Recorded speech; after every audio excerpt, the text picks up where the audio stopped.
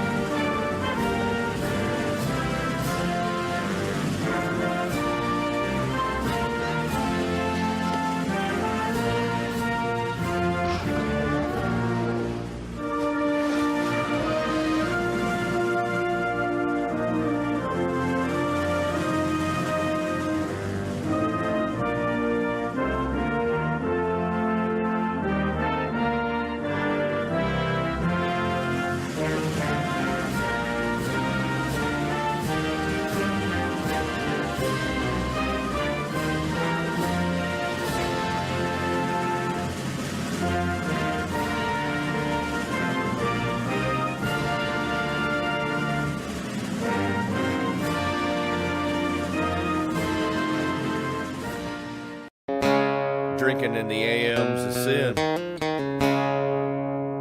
Old Cracker's just hanging with his old friend.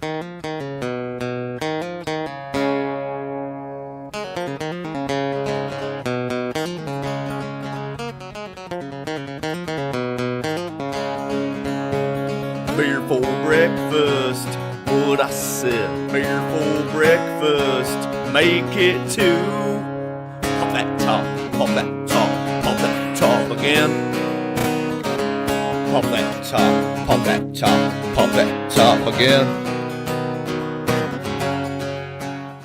Good morning. We would like to remind you that Beer for Breakfast morning show is purely entertainment. Also, if you find yourself troubled, let me introduce you to our friend Joan. Hi everybody, it's Joan Kaler. I'm in God's country, Florida. It's so beautiful. I just want to stop by and say hello and let you know that I have my Florida license, telehealth, so I can help anybody in Florida.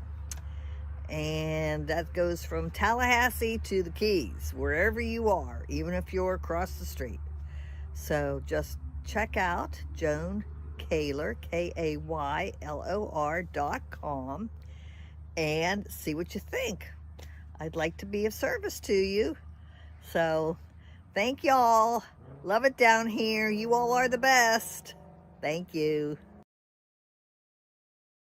Welcome to the Beer for Breakfast morning show with the Lake Placid legend, Toolman Tim, and me, the Obscure Ron, and I like to keep it that way. We're coming to you live and local from the Obscure Destinations studios in Lake Placid, Florida. Come and get it!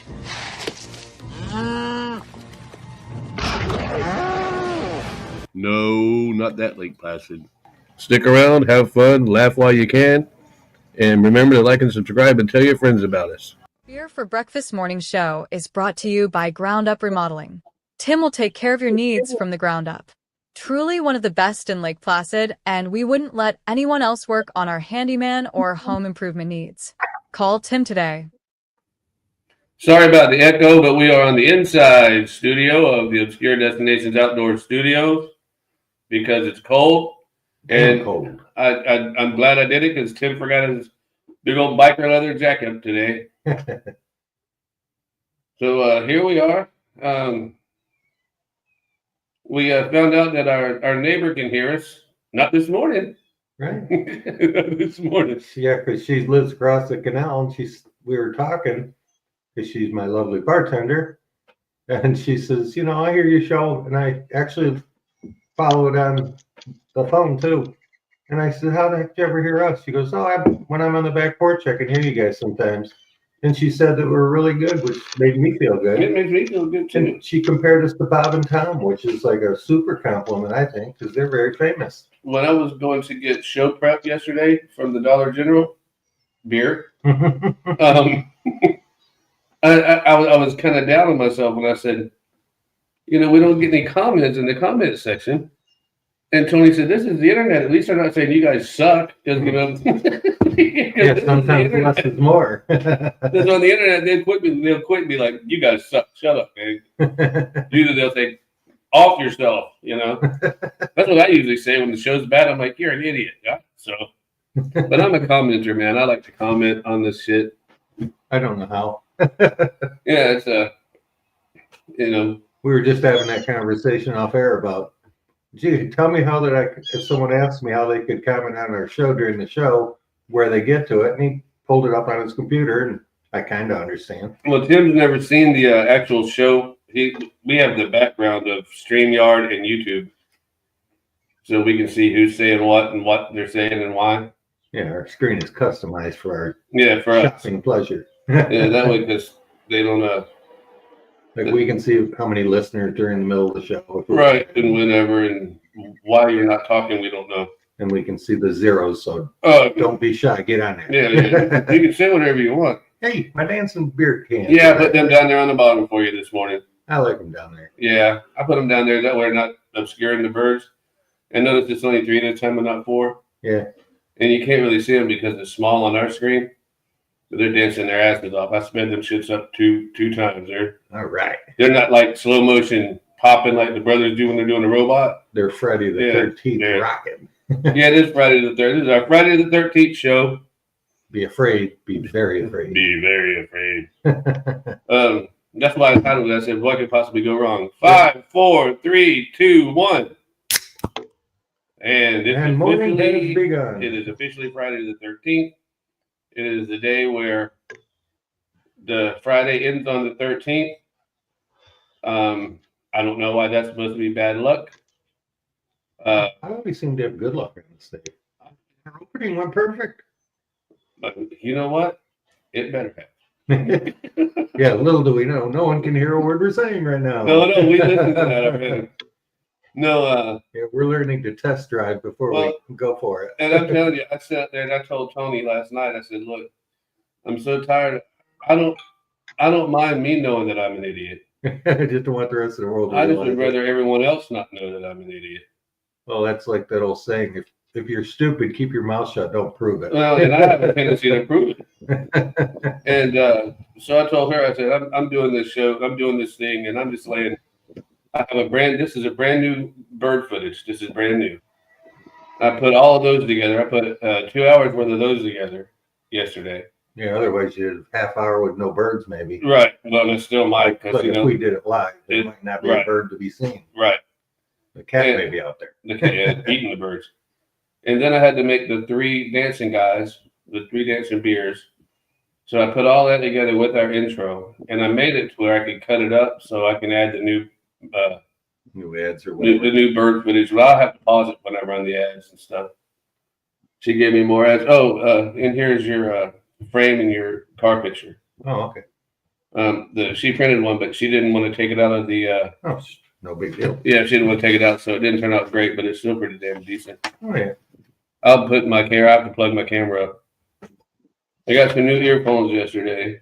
Oh boy, we're gonna look like real professionals. No, you can't see it. Well, you can. Apple, iPod, EarPod bullshit. And that's Tim's phone. Yeah. People get a chuckle out of that. I think it's funny. I didn't realize it was the Minions or whatever they're called until you told me. So what's happening? It's almost like we're running on low fumes here. We're not chatty like normal. Oh, the kitty cat that I had to take care of yesterday, the chicken lady, she just sent me a text. That was a text coming in. I had to go bury her kitty that passed away. 18 years old that cat was. And I made a little cross out of some wood that was spare. And she didn't expect that. She even put a picture of it on my phone. Oh, that's cool. Thank you. That's cool. You know, I do have a heart once in a while. No, I think you're a pretty nice guy. I mean, you're friendly. You help me out when I need it. Sometimes too friendly gets me in trouble. You know.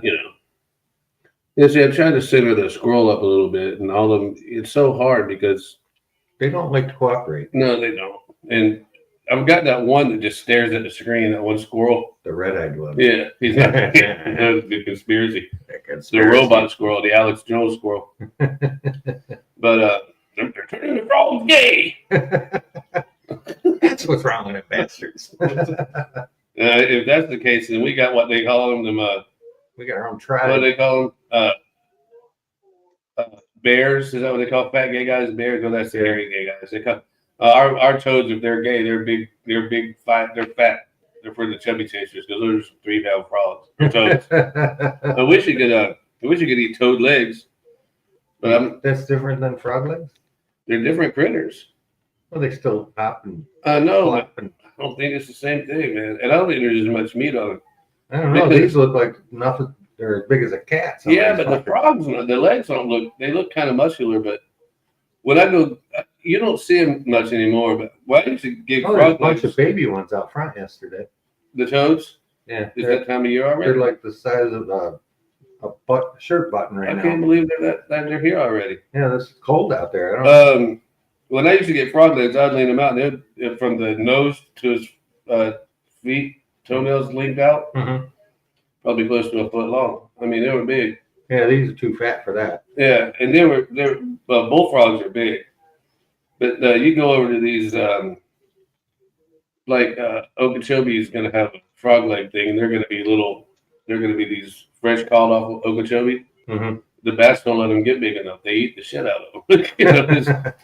That's why you can go buy these lures.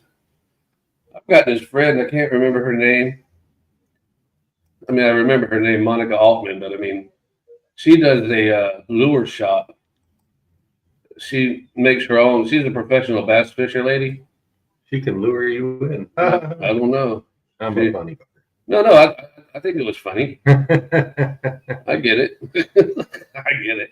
It's early. You know? But Monica Altman, I haven't seen her post in 2 or 3 days, but I haven't warmed up yet. But she's got all these. She makes her own fishing lures. I think. I know that she supports gambler lures and all that. Yeah, a lot of my friends are professional fishermen. I like the Dirty Hooker Lure Company. I've seen them. I have a T-shirt, and they used to sell it on the pier over in Fort Myers. Yeah, they had a little hut out there. Yeah, and it was like a gift shop, and they had tons of this stuff. It showed like a girl in a bikini.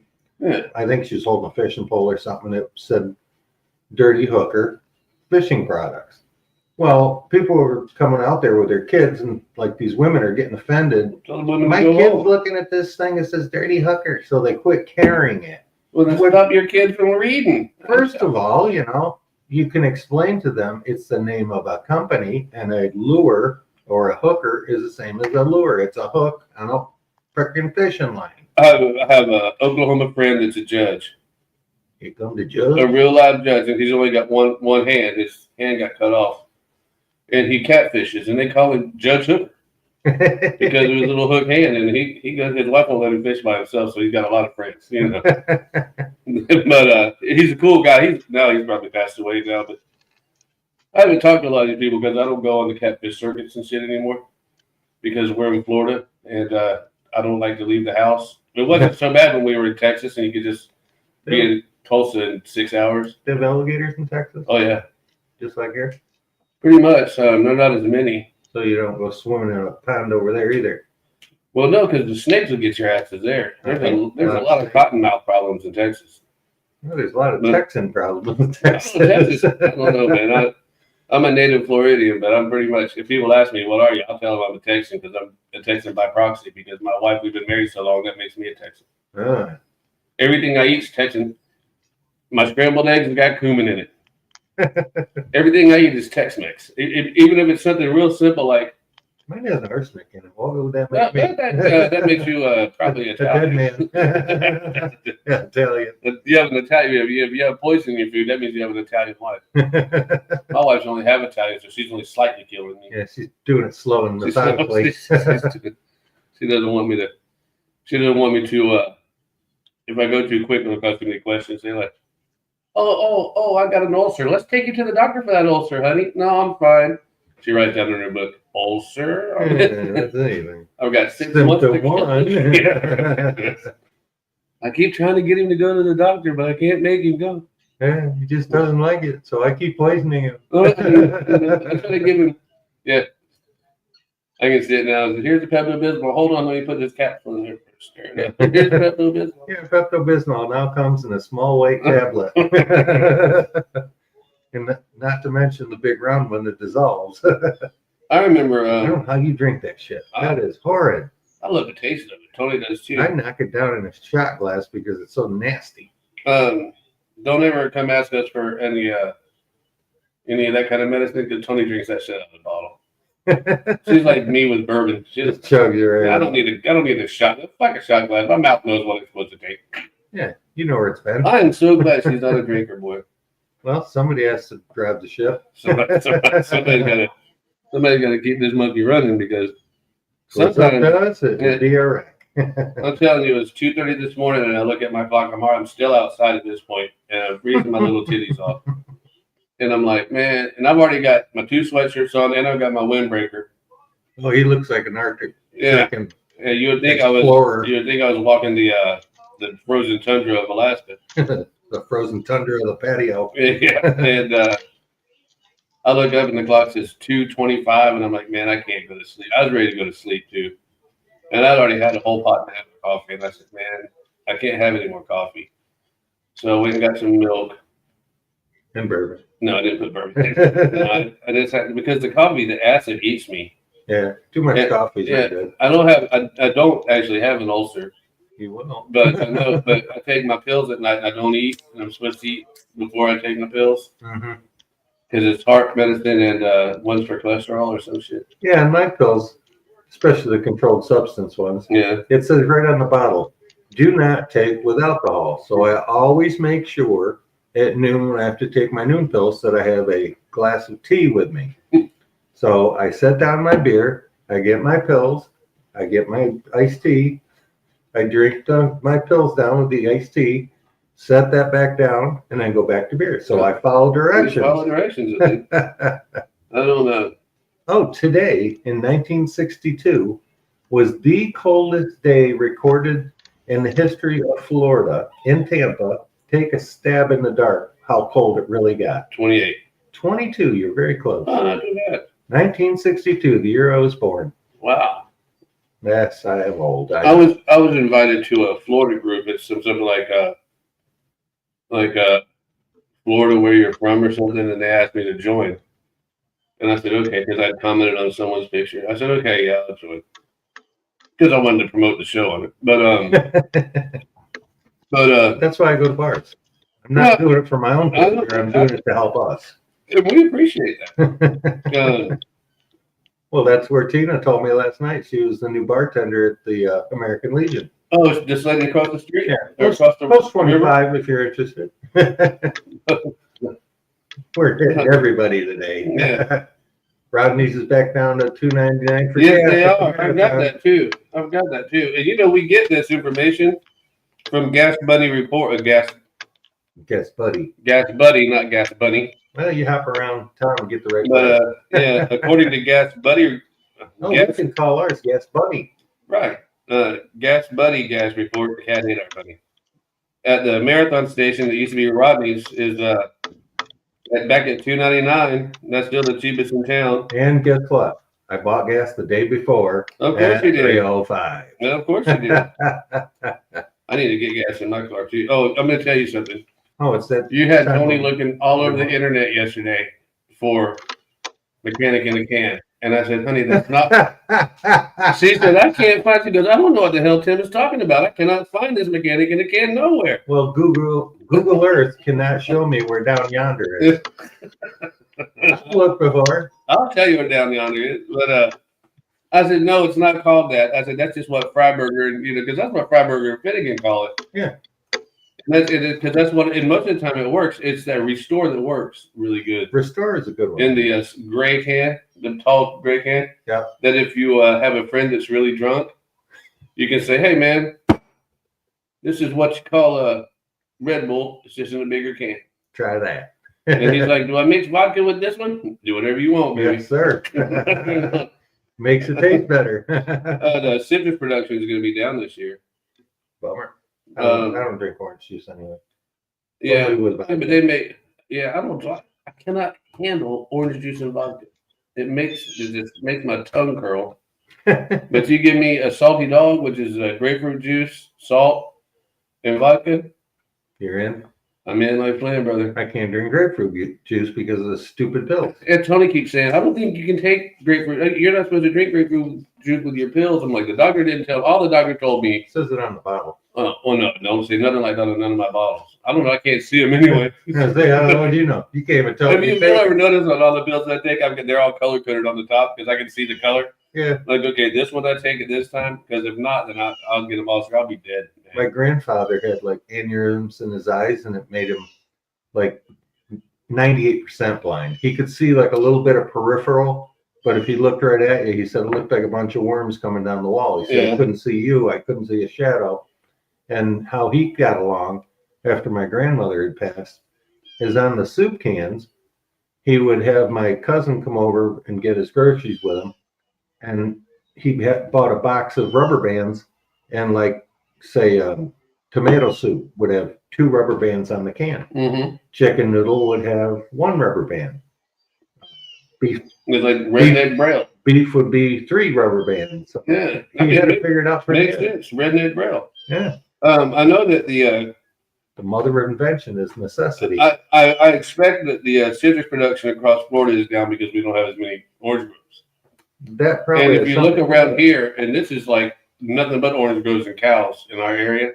Yeah. And all of our orange trees are juveniles. They're very young orange trees. We don't have very many full size. They cut them down. They take them out and then replant when they get too big, I think. Canker. Oh yeah. Yeah, because if they're big, they can trim them down with special machines. Oh, those machines are freaking crazy. Yeah, they are. I want huge blades just spinning in the open air. How do you accidentally get rid of a neighbor? Have them help you. But anyway, the cattle prices. Guide you down the aisle. Cattle prices are down too. The cattle prices are always down. They try to kill the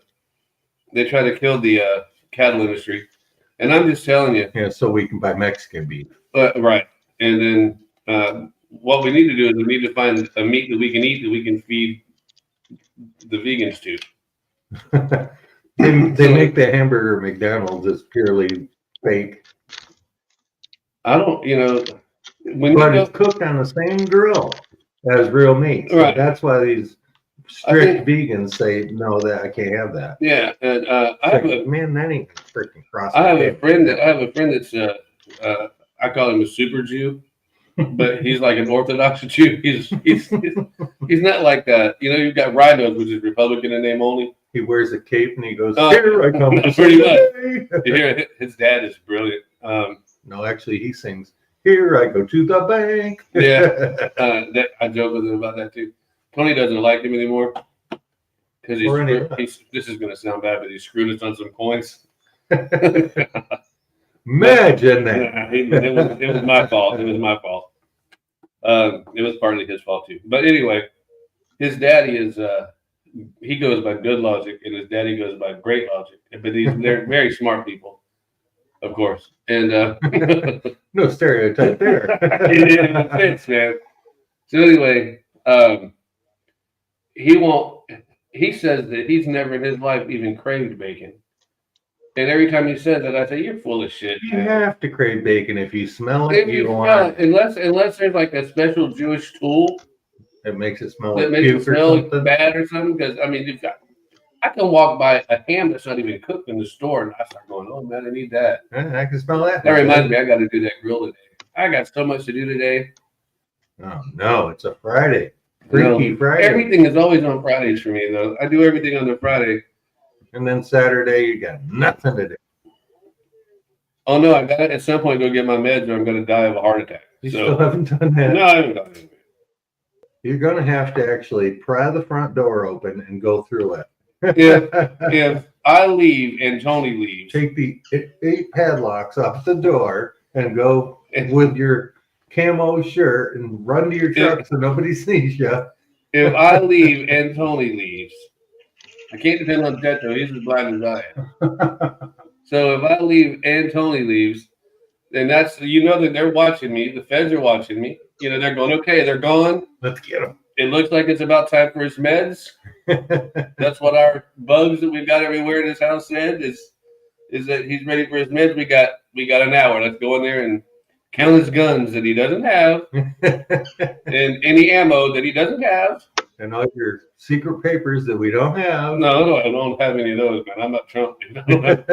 Well, you know, they busted on Trump a long time about that. And then they turned right around and found Biden had a bunch of in his garage. In his garage, which is way easier accessible than Trump's bathroom. And, you know, that made news for like 1 minute and disappeared. Trump, they ran into the dirt for 6 months. You couldn't come in this house with IRS hound dog and find Toni's taxes. She's got them shit so squirreled away. Well, I mean, she's got a secret safe in the floor. I think so, because that's she you get all, you know, she was looking for something the other day, something that Toni's an editor by trade, and she's worked for a couple newspapers. She, you know, this is what she does, and she says, I want to volunteer for the Chamber of Commerce here in Highlands County, and I need to find one of my old type things. She opened up a box and there they were. That's how I ended up finding all my artwork. I'm like, because I asked her like a year ago, have you seen any of my art? She said, I don't know, where'd you put it? I'm like, I put this shit nowhere. Well, it's like that commercial where the mother gives the little girl $1 and says, put it somewhere safe. She runs to a room, looks left and right, looks at her piggy bank, turns the piggy bank, a door opens in the wall, there's a safe, it scans her eye, she puts the $1 in there, closes it, looks around and turns the piggy bank back and goes and the door closed. That would be me. That would be cool to have. That would be cool to have. My buddy built a house for this brain surgeon dude out in the middle of nowhere, and he likes guns. Matter of fact, he's got his own shooting range set up in the backyard because he has a lot of property. If we didn't have that neighbor friend of yours, we would. Yeah, and he has a hidden room. Both sides of this room that lead to his gun safe room are bookcases. Like it's like something you'd see on a freaking spy movie. Wow. You push the bookcase and it releases and you can roll it open. He goes into this room where all his security crap is. It's like a safe room. Yeah, I have a friend that has a safe room. I know. And then he can close it from the inside. It's all insulated and everything. You never know he was in there. Yet he can watch the whole house. He's got all the power, all the coolest crap, like something the FBI would have. And he can control his whole house from that little room. Plus, he's got a shit pile of guns behind him. The friend that I had that had a safe room, he lives in a safe room now. Not in jail. Yeah, he's in prison for the rest of his life. That's pretty. But, I don't know. I think most of it was suspended. I know that he did 10 years straight, and I think the rest of it was suspended. But he owned all the big Sandy furnitures in Florida. Oh yeah. He's the guy that let me drive his Porsche home, and he goes, "I like you. You didn't wreck it or spin the tires or nothing." I'm like, "No, I can't afford fixing this son of a bitch." And he didn't look in the glove box. But no, I did not. But yeah, he was a major player. He was dealing in more than one key at a time, and I don't mean car keys. I mean 2.2 pounds. My goodness. Yeah, he wasn't playing. I guess. And it's not like he wasn't making enough money in the furniture business. Right. That's only like a 200% markup business. Absolutely. The biggest markup business I know that I can prove factually is jewelry. It's like 300 to 400% markup. It's like, what a freaking deal that is. Well, you really got to pay the artist, right? Well, I don't know. If you're like selling diamond rings, there's not much artwork involved. You just got the diamond cutter. And he usually works for you. So, I don't know. Yeah, well, most of the time, the diamond cutter's busy doing circumcisions. I'm not saying that they're Jewish or anything. I'm just saying. They're good at what they do. Because it's hard to cut a diamond. It's supposed to be hard. There was a commercial in the 80s that had a mohel on the back. And they made it look like he was doing a circumcision in the back of a Mercedes to show how good. Smooth ride. I remember that. But he was actually cutting the diamonds. But they made it look like, because he had all of his mohel tools. Right. And I'm going, oh my God. They're doing a commercial. This poor kid. That was the original The original transgender surgery. That was the Lorena Bobbitt starter kit. My dad would say, okay, you're 13 and you're going to start taking showers in school.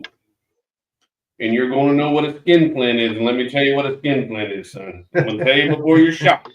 Before you go, You got people that are collared, and we call them skin flints. Then you got natural boys. Stay away from them skin flints because there's something wrong with them. They're always bad because they can never enjoy themselves sexually. And I'm like, I'm 13, Dad. This was before the internet. Yeah, and you're like, what? I'm like, can we just let me go ride my bike, dude? Yeah, I just want to play baseball. Leave me alone. He's like, I need to give you the birds and the bees talk. Hey, look. It's like birds fly, bees buzz. My Aunt Elma did that. Story's over. My Aunt Elma told me the down and the dirty.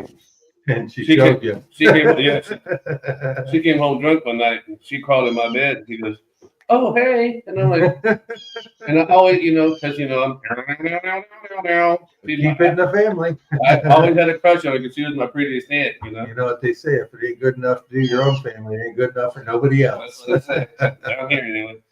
Over in the Bispo. But she said, we got our own dueling banjos. We do. She said, you need to find yourself an older woman and treat her right. And that's what my dad always said. My dad said, whatever you do, if you treat a woman right, most of the time, she'll treat you right. He said, and if she don't, you get the hell away from her, and you don't marry her until you know. And he also said... I always say I should have done more research. Yeah, he said... my dad said, you cannot be a virgin and marry a virgin, because if you do, both of y'all be drunk driving in bed the first night. You don't know what the hell you're doing. It's like, hey, what the hell am I supposed to do with this thing? My dad was nuts. But my dad was funny when he could be, but my mom was funny all the time. My mom just had so many jokes. What was that joke? This guy meets a girl at a bar. I'm sorry, a lady at a bar, and they start flirting, and he says, I'm just going to call you Little Toe. And she said, why are you going to call me Little Toe? He says, because I'm going to be banging you on the same table that I hit my little toe on every morning in about an hour. There's our words of wisdom for the day. Sometimes our jokes are tasteless. Sometimes they're funny tasteless. I have a bunch of bad jokes that I couldn't tell because I have some jokes that my wife doesn't even know I know. There are 2 Central Florida women that are formally facing murder charges in connection to a deadly Seminole County shooting. Not related to our left. Not related to. I just thought that I would remember since that was a part of our story. I like to, mix it up. But the police say it was live streamed on social media, probably Facebook, and it says, "Dumb bastards." Savon Taylor. I'll tell you what that means later. And Laca Viva Pringle. They sound like an ethnic. Were indicted by a grand jury yesterday. They're accused of the death of a 34-year-old Lauren Martin near the Greystone Townhomes. That's up in Seminole County. They're debating on doing a sanctioned bear hunt here in Florida. I don't know. What are your thoughts on that? If anybody's watching in chat, tell us what you think. No, we're not hunting deer. Bear. Yeah. Yeah. I don't see. Well, bear's hurting either, but bear particularly, I don't see the problem. They're not overrunning the community. I'm not hearing a whole lot of motorists. It's bear. No. I do know a trucker who did. Well, what's happening is they're moving to places like they're throwing little trailers in the Ocala National Forest and putting like 4 trailers together, calling it a trailer park. Gee, if you move into the lion's den, don't you think there'll be a fucking lion in there? How about stop putting shit in Florida that ain't supposed to be here? Go swimming with a whale called a killer whale. Why do you think they're called killer whales? I don't, Stay the hell away from them. You got one of those? Yes, I do. I don't understand any of that. I don't understand any of that whole. We went through a whole time when we didn't have hardly any bears here in Florida. And now we've got so many, and we don't have enough Florida Panthers, but they're hitting them with cars now. No, the Cougars is what we got. Right, the Cougars are we got the Mercedes and the Porsches. Right, Porsches. No, it's not Porsche. Not Porsche. You've got the that's Mr. Porsche. You've got the Mustang Cougar, and I've got the Toyota Cougar. You know, I have a friend of mine that's the police chief. Here's Rabs. Yeah, he's the police chief up in Willaca, which is south of Palaca, Florida. Where the hell's Palaca? Anyway. Right, so we lack it. We lack a lot of intelligence. His name was Charlie. Come up with a good name. His name was Charlie, and every time I'd go put gas in her car, he would look at me and he'd go, "Man, you just don't fit in that car. You know that's a lesbian car." I said, "It's not a Subaru, man. It's a Toyota RAV4." He goes, "That's either a girl car or a lesbian car. You're not supposed to be driving that." I'm like, "Well, my wife is a girl. She's not a lesbian, and I'm gonna go tell her you said that." "No, don't do that. Everything is cool." I worked for a car dealer one time, and they had Mazdas, and the Mazda Miata just came out, which is supposed to be a baseline back to the old days sports car. Yeah, just a basic car, no amenities.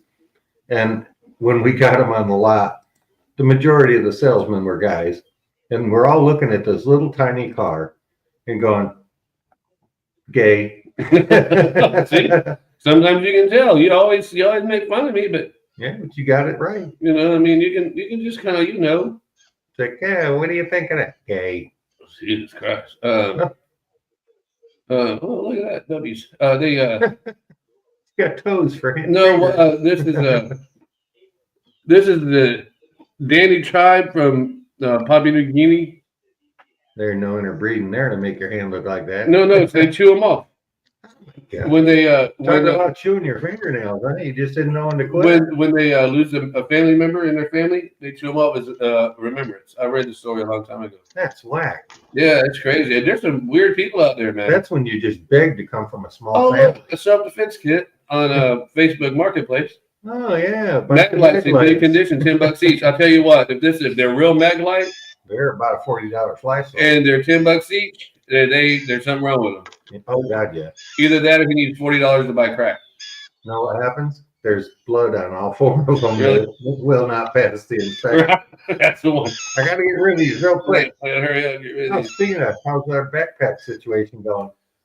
Have you tracked it lately? I tracked it last night. They were supposed to be here yesterday. They're not here. Well, China's a long ways away. I know, but the UPS guy says we haven't even received them yet. I know what's causing this. It's the mystery drones flying up in the north. What is up with that? Now this morning on the news, they're saying they're not even drones. They're manned aircraft. Oh, well, my ass, they are. They don't fly that way. Well, and if you're flying that way, the FCC is going to take your goddamn license. What the fuck is that? It's a squirrel slinky. When I get more advanced, I'll be showing you guys these videos. YouTube, just screwing with the squirrels. YouTube will give me a hard time. YouTube is they don't like me. They're kind of strict on what they let you get away with. They don't like me because I don't talk by children. I don't say. Is that a bullet cartridge? If someone's murdered, then I say murdered. I don't say ended. It's a metal detector, and he got a. Looks like a spent bullet. It does. I don't know if he was asking what it is. That's what I would say it was. I was looking for something. I've been there a bunch of times. We test drove a car, me and Toni, right in that parking lot, in that Jayalaya parking lot, Highlight. Jayalaya. Yeah, that's up there in Orange Lake, and almost everything around it is fish camps. Oh yeah, almost like these trailer parks that we have here, right. But they're fish camps and trailer visits. Yeah, but they were mostly everybody would retire. You could always go there and find that if you want. You didn't have to go to a VFW up in Orange Lake. Just pull into one of the things, and that's where all the military guys went. Well, each trailer was his own VFW. Yeah, pretty much it was his own VFW because all of the. This is post number 1. That's post number 2. Yeah, it was a pretty fun place to go. Because you could always, if you pissed off the guy at Orange Lake Fish Camp, then you can go up one thing up to. It was like Purple. We go to Purple. No, but it was all in the same lake. But the first one was always, it was Orange Lake Fish Camp. That was the first one on that road. And then it went on up, but there was the South Shore, all these, everyone had a different name, and each one of them camps. And they fought just like they were ghetto gangsters in the middle of Miami over some kind of territory. It's like, hey, you're 1 foot over my line. Oh no, they're like, hey, wait a minute, no, we don't go to South Shore. South Shore is where the traps live. Yeah, and you can look out your back window and see it. And then you run out of shiners, so you say, well, I'm going to go down over here to the Highlight fish camp, and they're like, oh, you can't go there because we don't trade with them. They're commies. I'm like commies, yeah, that's all the Air Force guys. We don't go there. I'm like, Jesus Christ. And we were all in the same military. No. You are in the Marine Corps one right now. That's right. Stay where you belong. If you have to, you can go to the Navy one, but you do not go to the Army or the Air Force one. Those are the commies. And I'm like, God almighty, dude. We're commies for our American freedom. Yay. And they were serious about that shit, man. They meant that. It was just. It's amazing the division between people that are, say, in the Air Force compared to the people in the Navy or the Marines. It's like they all think they're the one to be in. Yeah. And, you know, that's good to be proud of what you've gone into, but my God, you're fighting for the same cause. Yeah. That's like Democrats and Republicans. You ought to be happy to fight for the same cause, which is the United States bettering itself, not your own damn stupid idea. I have a friend named who is pretty well known if you're a military person. His name is Eddie Gallagher. And I told him one time, he could call me a jarhead. He's the guy that smashes watermelons, Gallagher. No, that's a different Gallagher. My friend Eddie Peelan, the guy in Afghanistan. That's a long story we can't talk about. But we're all still in trouble over that a little bit. Anyway, he said, he goes, oh, you're just a dumb grunt, you dumb Marine. And I'm like, you're just an overpaid, exaggerated Marine, you squid. He's got a Navy SEAL tribe. He goes, you know, we're the baddest, elitist, and whatever. And I'm like, stop drinking, Eddie. You know, if you want to talk about the badasses, you go over to the Air Force, and they have a special forces unit. Don't fuck with those guys. All bullshit aside, you've got like the Army Green Beret. They're supposed to be pretty tough. They're smart. They're very educated. They have to speak a couple languages. I mean, it's not bullshit. I mean, in one of those languages really needs to be something like Ali Akbar or whatever, because they're very intelligent. You need to know what they're saying. Yeah. Instead of going, I think he said I need a beer. No, he said attack. Yeah. Which then bomb right there. Yeah. When we would go, they would. I was never attached to any type of a SEAL unit by any stretch of any imagination. But a lot of times they would come because we were door kickers. Right. And they would be there. And none of us, you would have thought we were street bums, because none of us had seen a razor in months. Because if you're caught off the safe zone, right, you don't want to look like you got a squared away haircut and a and close you fit. sure as hell don't want to be wearing a colonel badge. You don't want to be wearing the uniform. Yeah.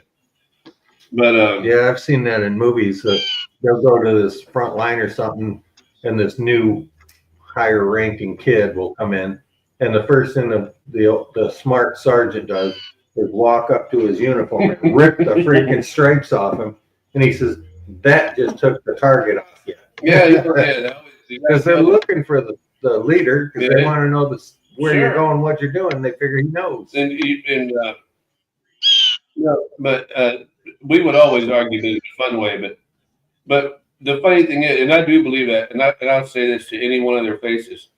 I don't remember what they're called, but it's the Special Forces Air Force. I don't remember what they're called because there's not many of them. But they are like extreme badasses. I mean, just extreme. But I'll tell you somebody else you don't want to fuck with, and like your friend, a search and rescue swimmer for the Coast Guard. Mm-hmm. Those search and rescue swimmers are no joke either. They're bad. They got to be strong, because you're swimming in 15-foot waves and what it is, dragging people. And you've got to be strong. You've got to be able to keep yourself calm in a situation. That wasn't. See, my friend said it best one time, and my friend said it best. He said, the Navy takes you Marines over there to make a mess, scare the shit out of people, and kill what you can. They send the Army in there to take care of the rest, to clean up the mess, and then whatever we miss, the Air Force goes by and blows up. Blow the rest of it up. He said, and then we come back home, and then all of our tax dollars go back and rebuild that shit we just blew up and the people that we just killed. I know, that's just crazy to me. Yeah. So yeah, but we all do work together. But it's still if you. But there's a division amongst y'all. The last Navy hates the Marines and the Marines hate the Navy, but we're all in the same department of the Navy. Right. And we'll fight each other, but boy, you let somebody come in and fight one of us. Yeah, you get in the middle of the two. You get in the middle of That's like we'll forget what us two was fighting about and go have the whole thing just grab after that Army group. That's like walking into a redneck bar with long hair and a loud car, which I have done. Yeah, you remember that Charlie Daniels song, Easy Rider? Yeah. Was it, you may not know, but this man's a spy. He's an undercover agent for the FBI. He's been sent down here to infiltrate the Ku Klux Klan. He's even got a commie flag in his garage. He says, "You I can go ain't home got a with garage. my wife. I don't even got a garage." You know, That was a good song. I'm a faithful follower of Brother John Birch, and I belong to the Antioch Baptist Church. You damn near know words. I do. I do. Yeah, because it starts out, I was tooling along with my Chevrolet. Yeah.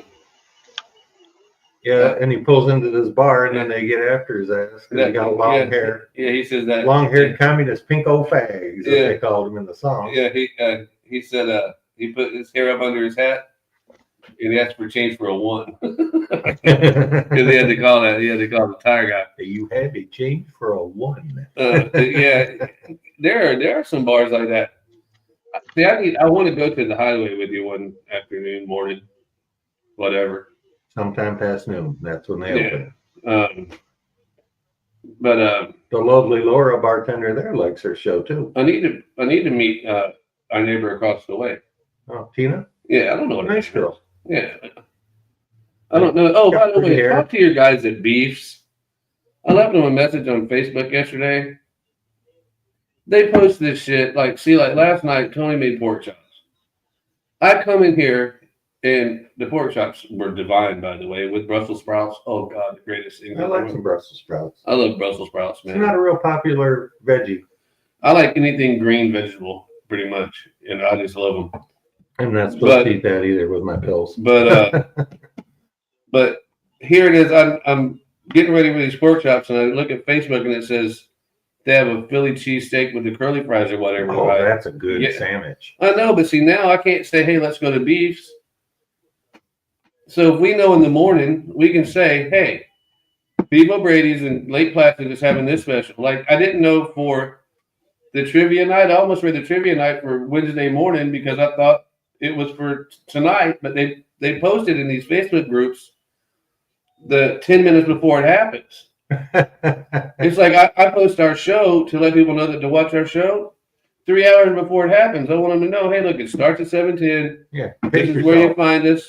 Get there, grab a beer, sit back, grab some coffee, have a good time. Get your cooler load, get the ice in. Whatever you got to do. Set your chair up on your most comfortable spot, and then tune in and hit like and comment. Hit like and comment. And just comment. 5 words or more. Tell us we suck. We don't care. Tell us we suck. Any comment's a good comment. We know that, yeah.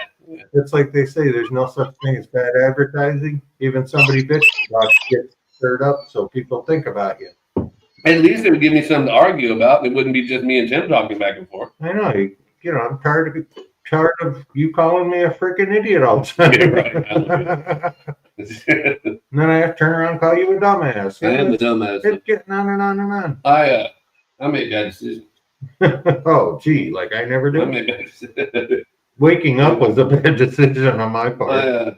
My dad would say, you do not want to be 50 years old and not have no projection for your future because you could fall or hurt yourself at 50 and not have no way to take care of yourself. So I made sure I would always have a way to take care of myself.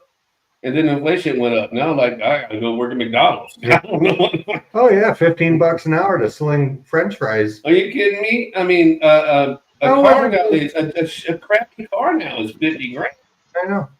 You won't go buy there ain't no Yugos for $12,500 anymore. Weren't they really closer to like $1,200? No, they're a little more. No, I'm serious. No, they were just under $10,000, I think. Were they? But of course, they're not in business anymore.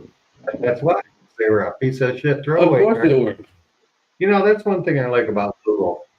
When you look up go to the Google app, every season, say it's St. Patty's Day, they've got little shamrocks. Now they got little Christmas lights around. Yeah, $3,900. No shit. $39.99 plus the $389 destination charges. What the Yugo originally sold for in the United States. Holy shit! And I remember when they were trying to get rid of them, they were basically giving them away. Yeah, nobody wanted them. They were one ugly goddamn. Yeah, they were an ugly car. But people started doing fancy. They were terrible, hard to get parts for. That's why they kind of went out of business. I had a friend that bought 2 of them. They were made in some weird country. Russia, Yugoslavia. But yeah, they were Yugoslavia car. You know what you don't ever want is a Russian car. You want a Russian gun, but you don't. But you don't want. Yeah, Russian guns are supposed to be really great guns. They are because it's shitty over there. I mean, it's constant. I mean, if you're gonna fight 24/7 for 1,000 years, you got a goddamn good gun. He's doing more. Great. I'm gonna tell you. Yeah, I'm gonna have to come up with something. Look at that good-looking dude. Woo! Oh my god! Get away from my bird feeder, dude. That's the ugliest fucking squirrel I've ever seen. Get away from my bird feeder, dude. We're being invaded. He's putting a bug in there. That guy's probably a Fed. Yeah, sneaky bastard. When did he get? Look at the nose on that guy. He's a handsome feller. Yeah. You could be in disguise without a hat. Nobody know you. Yeah, really. I went to high school with this guy, Jimmy, and he always had a ball cap. I never saw him without a ball cap. Well, after he got out of the Navy and we were adults and I had married and kids and everything, he was married, had a kid. Then he come back to town and I'm over to his house one day and we're shooting the shit, drinking beer, and it was hot out. And he took his hat off, and I looked at him like in total awe, and I'm like, "What the fuck, man? You got no hair." I says, "When did you shave your head?" He goes, "I haven't had hair since I was 16." He says, "That's why I wear the ball cap." And I've never ever seen him without a cap on. I have a friend that if like you go and talk to him like right now, and you sit on this porch and talk to him, he looks like a typical dude. But then you say, like, let's say that you say, well, okay, look, I'm going to be back at noon and we're going to go to the Hideaway. Or what is it? Is it? Yeah, Hideaway. We're going to go to the office, the Hideaway.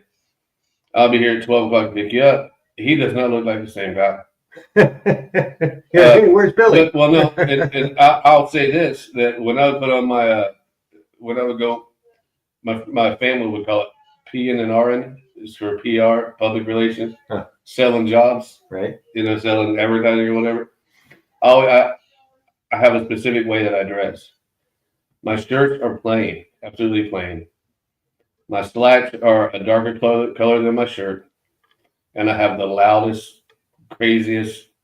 Because you need something that stands out to remember. Yeah, and I mean, and I always my ties were like $80 a piece back then.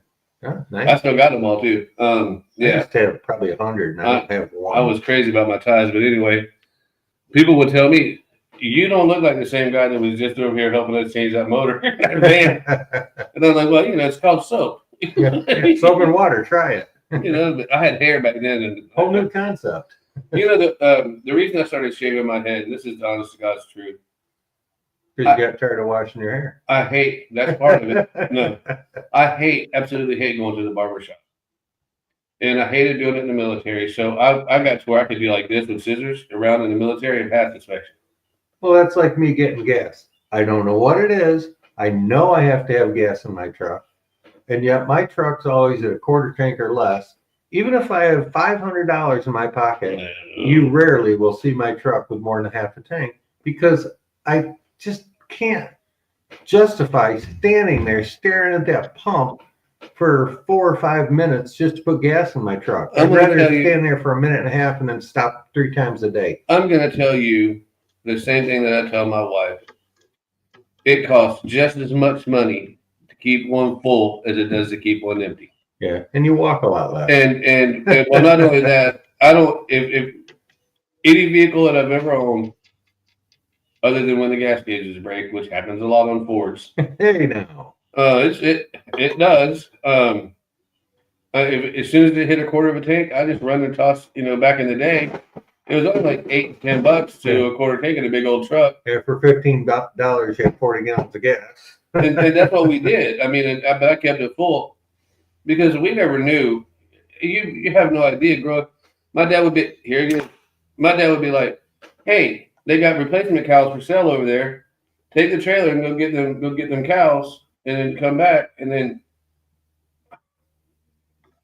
I'm not stopping to get gas on the way, and them are not stopping to get gas on the way back. Right, you got a load. Because I got cows right there that are moody and probably horny because they're like, "Woo!" It just occurred to me, maybe in my subconscious, the reason I won't put a lot of gas in my vehicle is because when we were kids, we all hung out. We had a shop. It was called Custom Car Craft. Mm-hmm. It was a body shop, mechanic shop, and there was 3 of us. We were all best friends. And we had a nice shop out back, and we lived in a trailer that was added onto and customized and, nice enough for Spray a bunch. painted and Yeah, spray painted with Christmas can. decorations. Yeah, I got you. Yeah, we had just a bachelor pad. I've lived in those. So it was great, but the thing was, if you needed to run to the store, like your car was blocked in by my car, you just say, "Hey Tim, I'm taking your car." Well, I started realizing that I'm the guy with the full tank of gas, Yeah. and they'll move their car to get to my car so they can burn my gas. So I think in a way, Yeah. that's stuck in my head. So that's why I don't put a lot of gas. But my truck's got an anti-theft starting system where you have to know how to start this truck. I can leave the key in it and you ain't taking Do it. you remember one of the first things I asked you when we met? Are you a commie? No. Are you a cop? That was 2. No. And I believe you lied to me. I said, "Are you Jewish?" Mm-mm. And now here you're telling me that you don't even let your friends in a time of emergency and need. That was for beer. In a time of emergency and need. Well, good point. Well, I had the fastest car. Well, and again, and they would take and hammer the living hell out of it. My friend said to me, he says, "Hey, we're out of beer. We're having a little party on the weekend," which was a real shock because we had one every day. right. And he says, "The keg's empty. I'm going to run down the store and get beer." And he says, "Do you need anything?" And I says, "Yeah, here's $20. Get a couple of bags of Doritos and put the rest towards beer." And he says, "All right, I'm taking your car." Well, the grocery store, even at the rate of speed I drove, which was excessive, it would take you a good half-hour round trip from where we had our shop. He was back in like 5 fucking minutes. And I says, "What'd you do? Forget something?" He goes, "No, I got the beer." I'm like, "How fast did you go?" Talking about mechanics and partying, like when y'all were in the shop, I got this is gonna sound like bullshit. Do I have to get my bullshit card ready to throw it? No, it's definitely true. Me and my friend in Omaha, Kirk, we got tickets to the AC/DC concert. So one with the Cannons. So I think it was for those about the rock. I don't remember. It's like 83, 82. And my dad was friends with the mayor, so we got free tickets to go to the concerts. But that was your get out of jail free card, also. A lot of times, yeah. It was my, "Hey, you're good to go." But they said if you did whoever designed the best concert ticket, fake concert ticket, right, would win a special prize. Well, you're a good drummer. I'm an artist, right? So my mom takes my bedspread, cuts it to the right size and hems it, with her sewing machine, and I pull out the airbrush and I just start airbrushing. I airbrush the exact copy of the ticket, but then I put the band behind it, with the airbrush. Me and Kurt pulled that thing up, and I won a Gibson SG guitar. No. Beautiful guitar with a case. And when you open up the case, it said you could literally drop it off the Empire State Building and it would not hurt that guitar. Was it signed? No. Oh, it would have been It worth a lot was of a money. promotional. Yeah, it was just a promotion. Angus did not play that guitar, I promise you. But his is probably jacked up. But I got it anyway. So I never learned how to play anything other than cheater chords. So basically, I was good for like Quiet Riot and that band D. Snyder was in. I mean, what was D. Snyder? Twisted Sister. I'm really not. You couldn't actually call me a musician. That's who that guy Ron that has long hair from the Moose looks like. D. Snyder. So anyway, I told my mom, I said, I'm joining a garage band. And she's like, okay. And so I would always walk to the garage band all the time. Well, one time it was snowing because we were in Omaha. One time it was snowing and I said, can you take me? And she's like, yeah, no problem. So we get in her little Mercedes. We go up there and she says, what? She says, we're at a gas station. I said, yeah. That's the garage. That's the garage. She goes, these are 30-year-old ass men. I'm like, yeah, no. She's like, I'm not leaving you here. I'm like, Mom, they got beer in there. She goes, oh, okay. Come on, have it. She's like, I'm going to stick around for a little while. Y'all might be good. It's like bring me one. And I remember we played, God, it was one of the Black Sabbath songs. God, it was, I can't remember the name. It wasn't War Pigs, but it was really crazy. And Mom's like, this doesn't sound all that bad. This doesn't sound like my mom's over here. My mom's already selling her soul to the devil because she thinks we were going to give her beer back there. That was crazy. Your mom must have been very cool. My mom was a trip, man. I mean, I'm telling you. You could write a book about the adventures of Mom. Mom was wow. They were at a bar. Mama was a looker, Daddy was a trucker. They were at a bar. Mama and this guy named May. Jimmy May was a pool shark. And he also did back.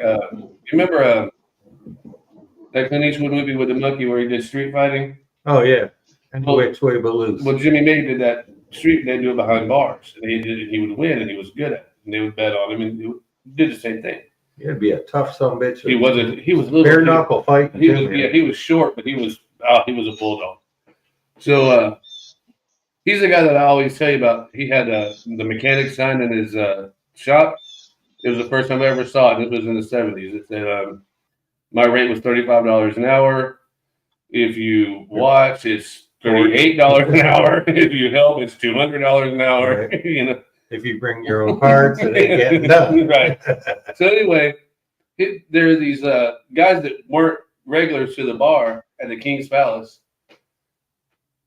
And they said, we're going to play pool here. And he goes, I'll tell you what.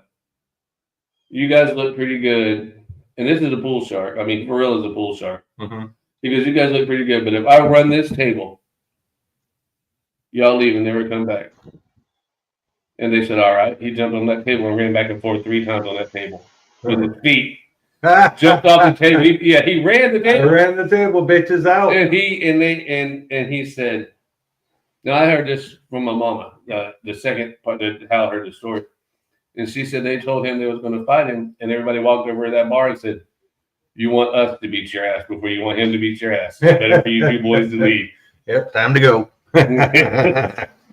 My mom was she was just a wild kid. She was a 70s mama. Yeah, that we didn't, cool time. Us kids that grew up in the 70s, our moms didn't. Peace, drugs, love, and rock and roll. They didn't mother very much. They were busy. They had shit, and that was their. That was it. My dad used to say, in the 80s when they started talking about fetal alcohol syndrome, my dad would say, that's what's wrong with you. That's what's wrong with you. Your mama was doing all them pills and drinking while she was pregnant. That's what's wrong with you. Yeah, you're the drug test baby. I'm the only educated one of my whole family. Everybody else is working regular jobs, and I'm going to college and in the military. And that right there goes to show you do not trust the military. Right.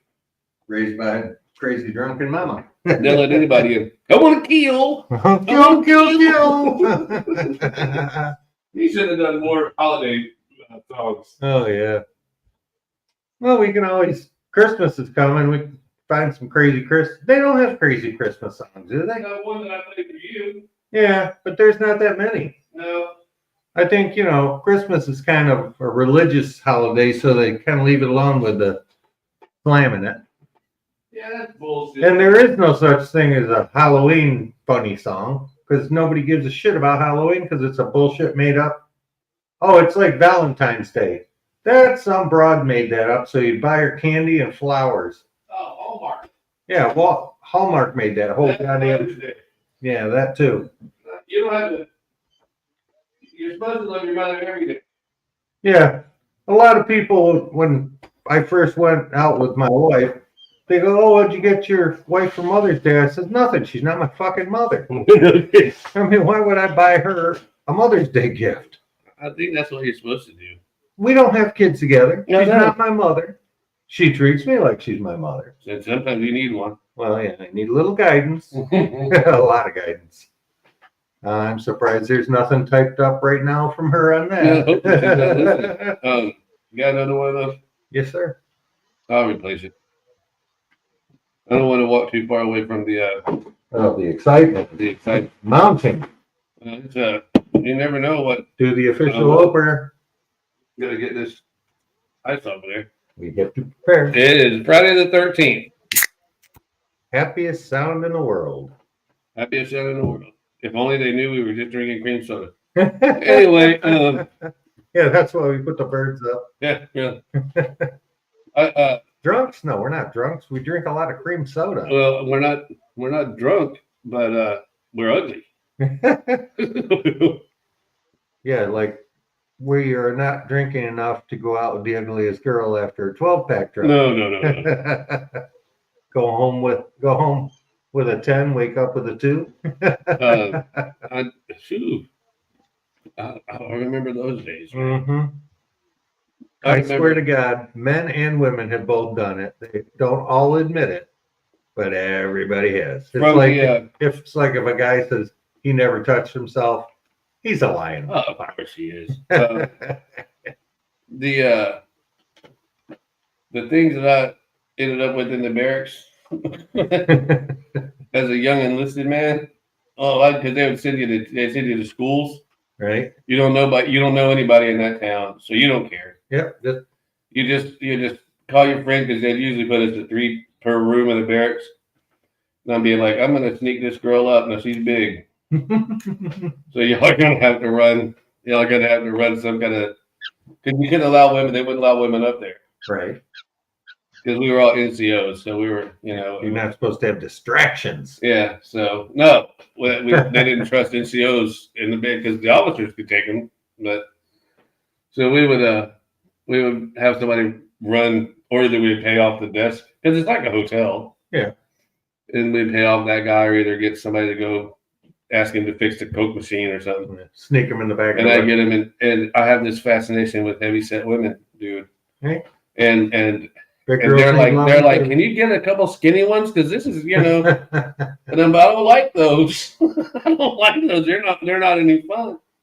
But so I would go. So it was like always like new hunting ground. I'm like, more bounce around. I'm like, I know, but I'm like, man, this is heaven. And you go to special places. Like you can go to the Keys. There used to be, I don't know if there still is, there used to be a Navy base in the Keys. There still is. And if you want to find you a good looking heavyset girl, you go straight to the Navy base because she's there fishing. And yeah, she's on a hunting trip. Yeah, without a gun. I know that's. I'm glad I got married when I was young because I'd probably have that herpetosyphilitis shit that you talked about. I'm telling you, ooh. Yeah, I thought I was the only one who ever said that. And one day I'm at a bar and some guy says, and I said, "Where'd you hear this?" He says, "I don't know. I heard it in a bar somewhere." And I said, "Son of a bitch! I should have patented that." We used to call it cancer age. We'd say, like one of our friends would say, "Hey, look at her." They'd send us an email. Isn't she hot? And I think she's hot. I'm like, yeah, I think you're probably going to get cancer age from that one. When you can imagine these days, especially, you date a girl And when she's got so much makeup on that when you pressure wash it off, you don't recognize her. And she's still got another layer. Yeah. When you gotta use a 1200 psi pressure washer to get that makeup off, well, you don't want to take her home. Well, she put it on with a trowel. I don't care. Now they're airbrushing them on. Right? Have you noticed that? They're using makeup with airbrushes. Oh yeah, and these girls are getting their like eyebrows completely taken out. Yeah. Like they laser them out. And then they tattoo them in so you never have to trim your eyebrow. It's like, hey, what's wrong with a unibrow? I got this thing. My eyebrows, like I got one right now that's like 8 miles long. And I used to just pull them out. Then all of a sudden I looked in the mirror one day, I didn't have any fucking eyebrows. And I'm like, holy shit, they still ain't growing back, right? And Toni said, no, you don't supposed to pluck them. Yours are growing like crabgrass. One goes all the way over. I have one eyebrow. It's the whole thing. And I remember when I was young and when my little boy was young, they said, you two have the most beautiful eyes, and you both have the most beautiful eyelashes and eyebrows. Look at me now; look like my eyes are all gray. They were crystal blue. Now they're kind of gray. And I got this one that goes up like Jack Nicholson's. It goes kind of crazy this way. Yeah, but you gotta like that. Yeah, people always wonder if you're quite. They don't wonder with me. No one has ever looked at me and said, "I wonder if he's crazy." They've looked at me and said, "I wonder how sane he might have been." Yeah, I wonder what he knows. Yeah. When I was working at the prison, right? If you tell us everything you know, I learned. First of all, we have an extra 2 minutes, and second of all, you'll have to kill us when you're done. But one of the first things I learned at the prison, I knew a guy that was an inmate. I went to high school with him. And that's where you see all your friends. Yeah, it is. And I said, you know, how you doing? We talked for a while. I sat there at the little table. Them guys sit on metal fucking tables with metal chairs. Very comfortable. I don't know how they don't got hemorrhoids because of the butt sex. and the metal chair. And the metal chair. Well, that cools it, so it feels I guess. But anyway, he said, he goes, you think you're going to like this job? I said, no, I don't think I'm going to like it because I didn't like doing it when I had to do it for the brig when I was in the military. I didn't like doing it then. I said, but it's something to do and it pays and it's very easy. Right. And I said, you're basically a babysitter. That's all you're doing. Mm-hmm. And he said, babysitter with a taser, that makes it a little more fun. And a few other tricks. But what he said was, what you do, he goes, I don't have any advice for you if the white guys go crazy on you. He said, but if a bunch of black guys in prison try to jump you, he said, act crazy. I said, what do you mean crazy? He said, did you ever watch the A-Team? I said, yeah. He goes, you remember Murdoch? I said, like yeah. Him. You act like him. He goes, the black people will not fuck with crazy white people. That is what he said. He said, I'm telling you. He said, black people will not fuck with crazy white people. Well, that's good to know. Because they already think you're spooky. And they already think you're the devil. And then when you start acting crazy, they're like, I ain't fucking with that cracker. I'm out. Devil reincarnated right here. I'm not doing it. Right? I'm not doing it. And but he taught me that. No, they even give you their knife. Here, take that. Go ahead. Have some fun. Just get away from me. And he was straight up with me, though. He would tell me all the time, he'd go, stay away from that dude. That dude, he's the corner. The guy in the corner bunk, you know, he's and I'm like, I got the badge, dude. He goes, no, it doesn't matter. No, he runs this pod. He's the governor. Technically, this is your shit, but he runs it.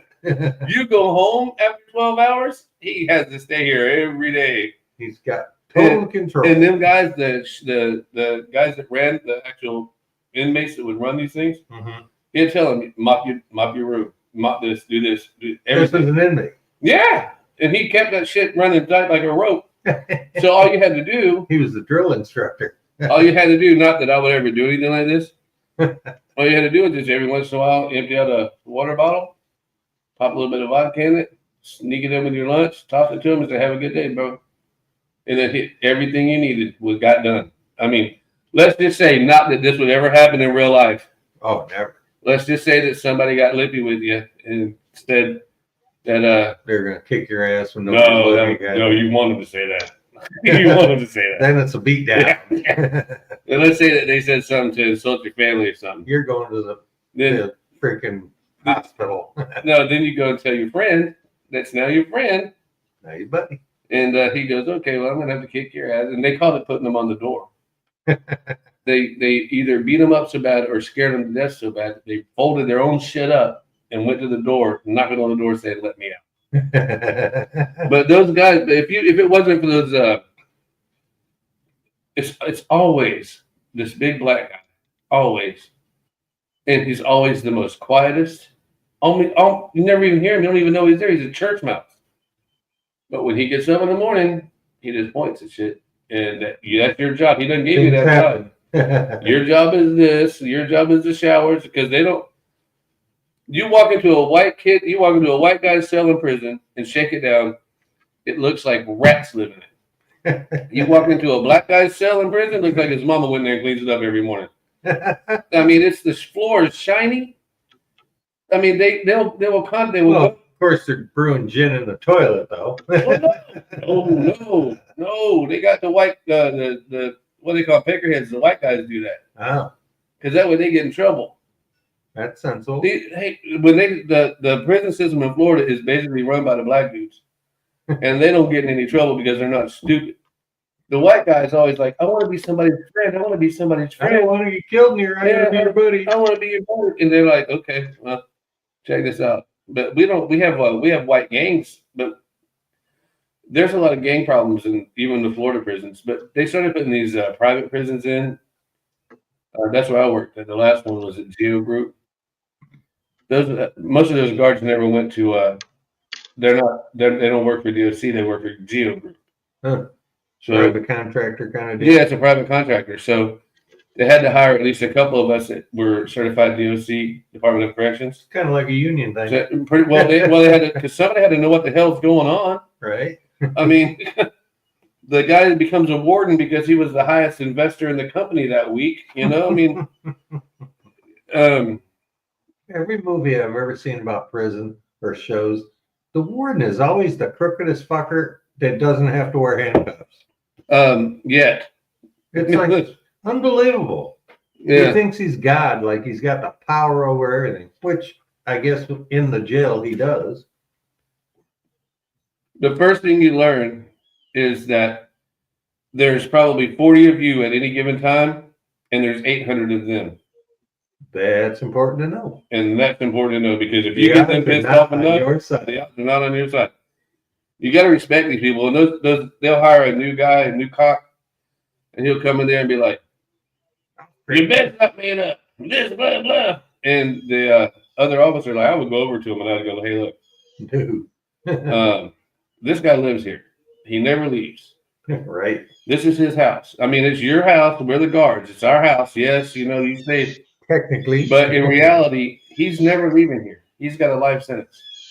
You want to go fuck with somebody? Go down over here on the A dorm where that guy's getting out in 6 months because he's already served his 10 years. Right. This guy ain't got nothing to lose. This guy's got nothing to lose, and he will cut you up.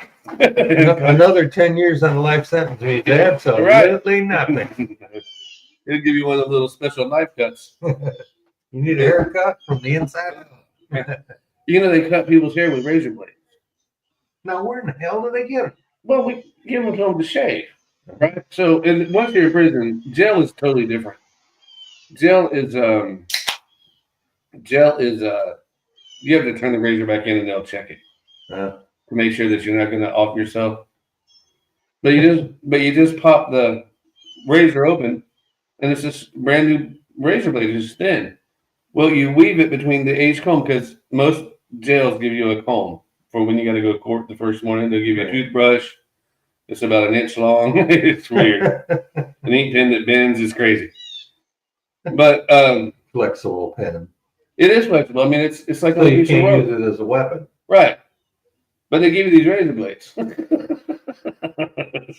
Well, there's an oxymoron.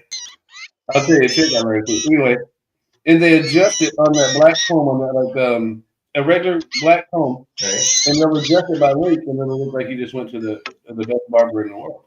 Huh. Almost everybody that worked at the prison lets the inmates cut their hair. Hey, you got to give them a skill. And if you sit up there, if you've got like hair that's really straight like mine was, that's good rehab right there. It's we let them train dogs too. We let them train dogs. The dogs that were guarding them. No. There was a local company Well, actually, it was an animal shelter, and all they asked us to do was make the dogs where they were friendly, and so we would bring them, and I was like, well, those are good dudes, Right. you know? Not the real hardened criminal. Right? They're just good dudes, and they're already. They got caught with pot. We call it the honor program. Actually, it wasn't a dorm, but I don't want to give any secrets away. But well, you can call it. But it was the honor program. They called it the White House because it was only white people there for a long time. But they changed it. They actually. That's like white collar prison. They had to bring the black guys in. Yeah, you have to be politically correct. Well, no, because the black guys are kind of getting pissed. I mean, they were literally calling it the White House. So, but we pulled them. But you had to be on the honor program. You had to be a good inmate. So we would put them in there. They had certain freedom, you know, like you could watch TV all night long. You could unlock and lock your door. It was just like living in a hotel. Not much of a jail deal. No, I mean, sure, you couldn't go see your family or shit like that. Yeah. You weren't going out to Walmart to pick a pack of smoke. Right. So, what the fuck was I talking about? The razor blades and the Then we get a haircut. I don't know what the fuck. Anyway, what I learned is they will take anything that's silver. A lot of times they'll give you a fruit cup on your lunch tray that's silver. Got a silver lid when you pull it off. Oh yeah. And they'll pull out those razor blades, set them aside, and then put that silver in there and clip it. And they'll be like the 10th in line, right? Because you're going and you're looking at it to make sure it's got its blades. It's got its blades. Well, as long as you see the edge of it, you think it's good. Right, and it's got silver in it. And then you know this guy, right? Right. Like, so you're my friend, and I'm you're not really friends with the inmates, but you kind of are. Right. And I'm like, yeah, I know his razor's good. And I throw it in there. Well, I know his razor's good. He's got 2 brand new razor blades in his room.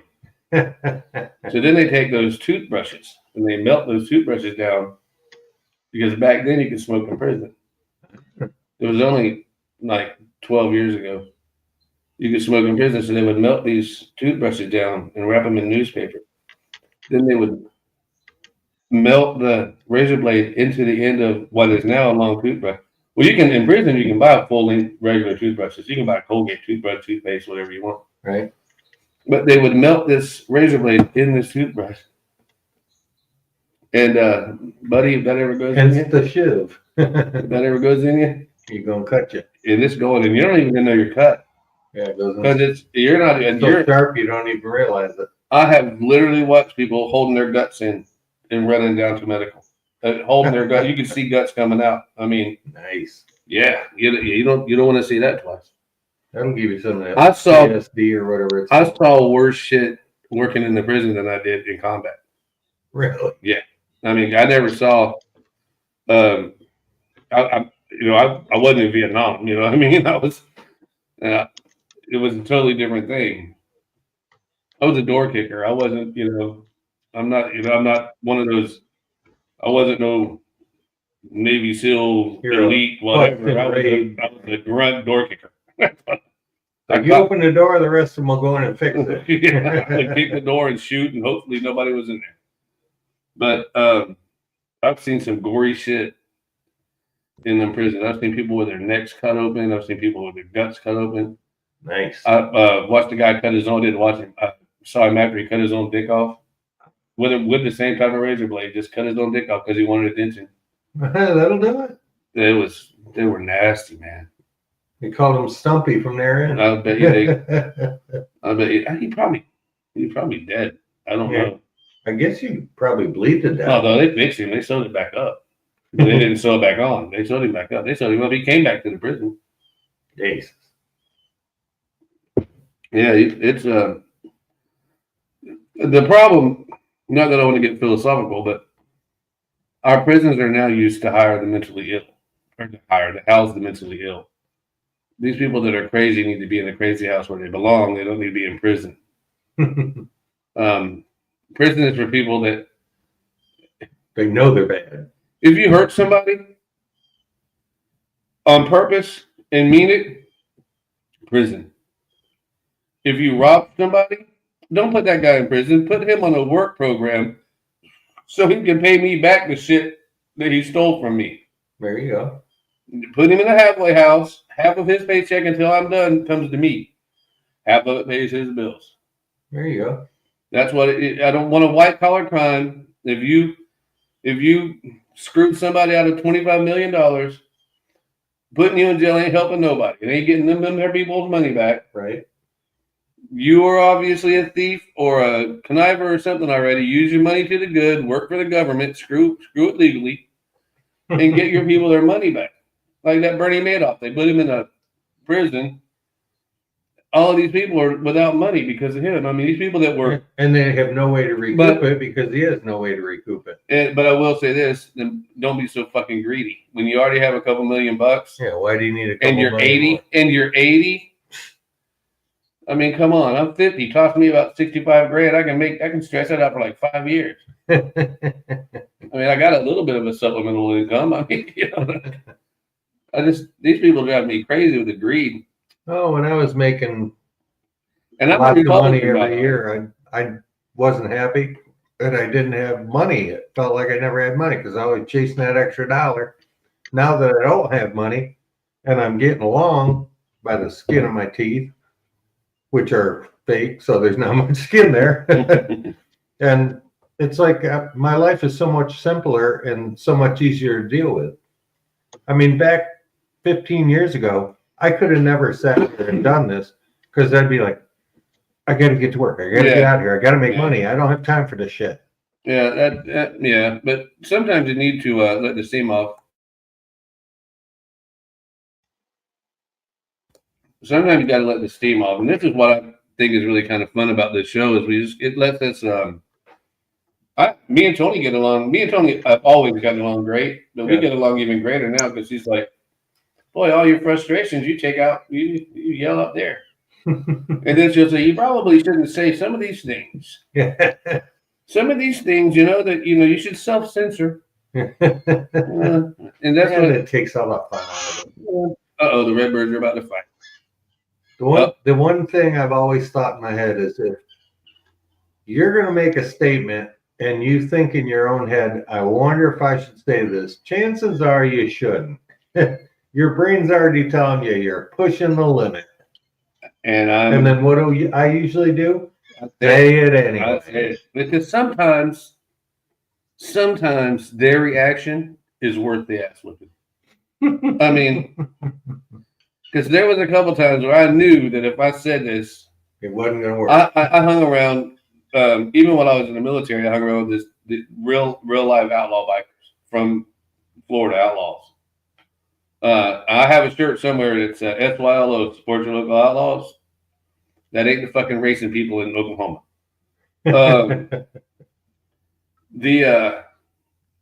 would say shit and I would be like, I know that I shouldn't tell this guy that he stinks like a pig and he needs to take a shower. But it's for some good. But I gotta say it. And then I would have a friend that would go, don't, because he can probably can kill you. It just might. Yeah, because you don't understand that when you see these bike gangs, you think that they're derelicts and shit. A lot of these guys were Green Berets. They were Navy SEALs. They were badasses in Vietnam. They were badasses after Vietnam. These were men that just came back and are disillusioned. And it's just carrying on into life. Yeah, and you're walking in out without a patch because your friends like you and they'll let you in. Right. And you start talking shit. You may not walk out. And I'd say, you stink, dude. You need to go fucking hit the shower. And hey, look, my nose, I wear all of my stories, man. One day, can you see this car? It's because I told this guy this. It's funny because if I lay on this side of the pillow, my nose aims that way in the morning. If I lay on this side of the pillow, it aims that way in the morning. Because I will not shut up. It's become a snorkel. I found out that I've got a very strong jaw, a very hard head. You can take a hit to the head. I can take a hit to the jaw. I can take a hit to the head. My friend Charlie has this thing that goes on in his brain.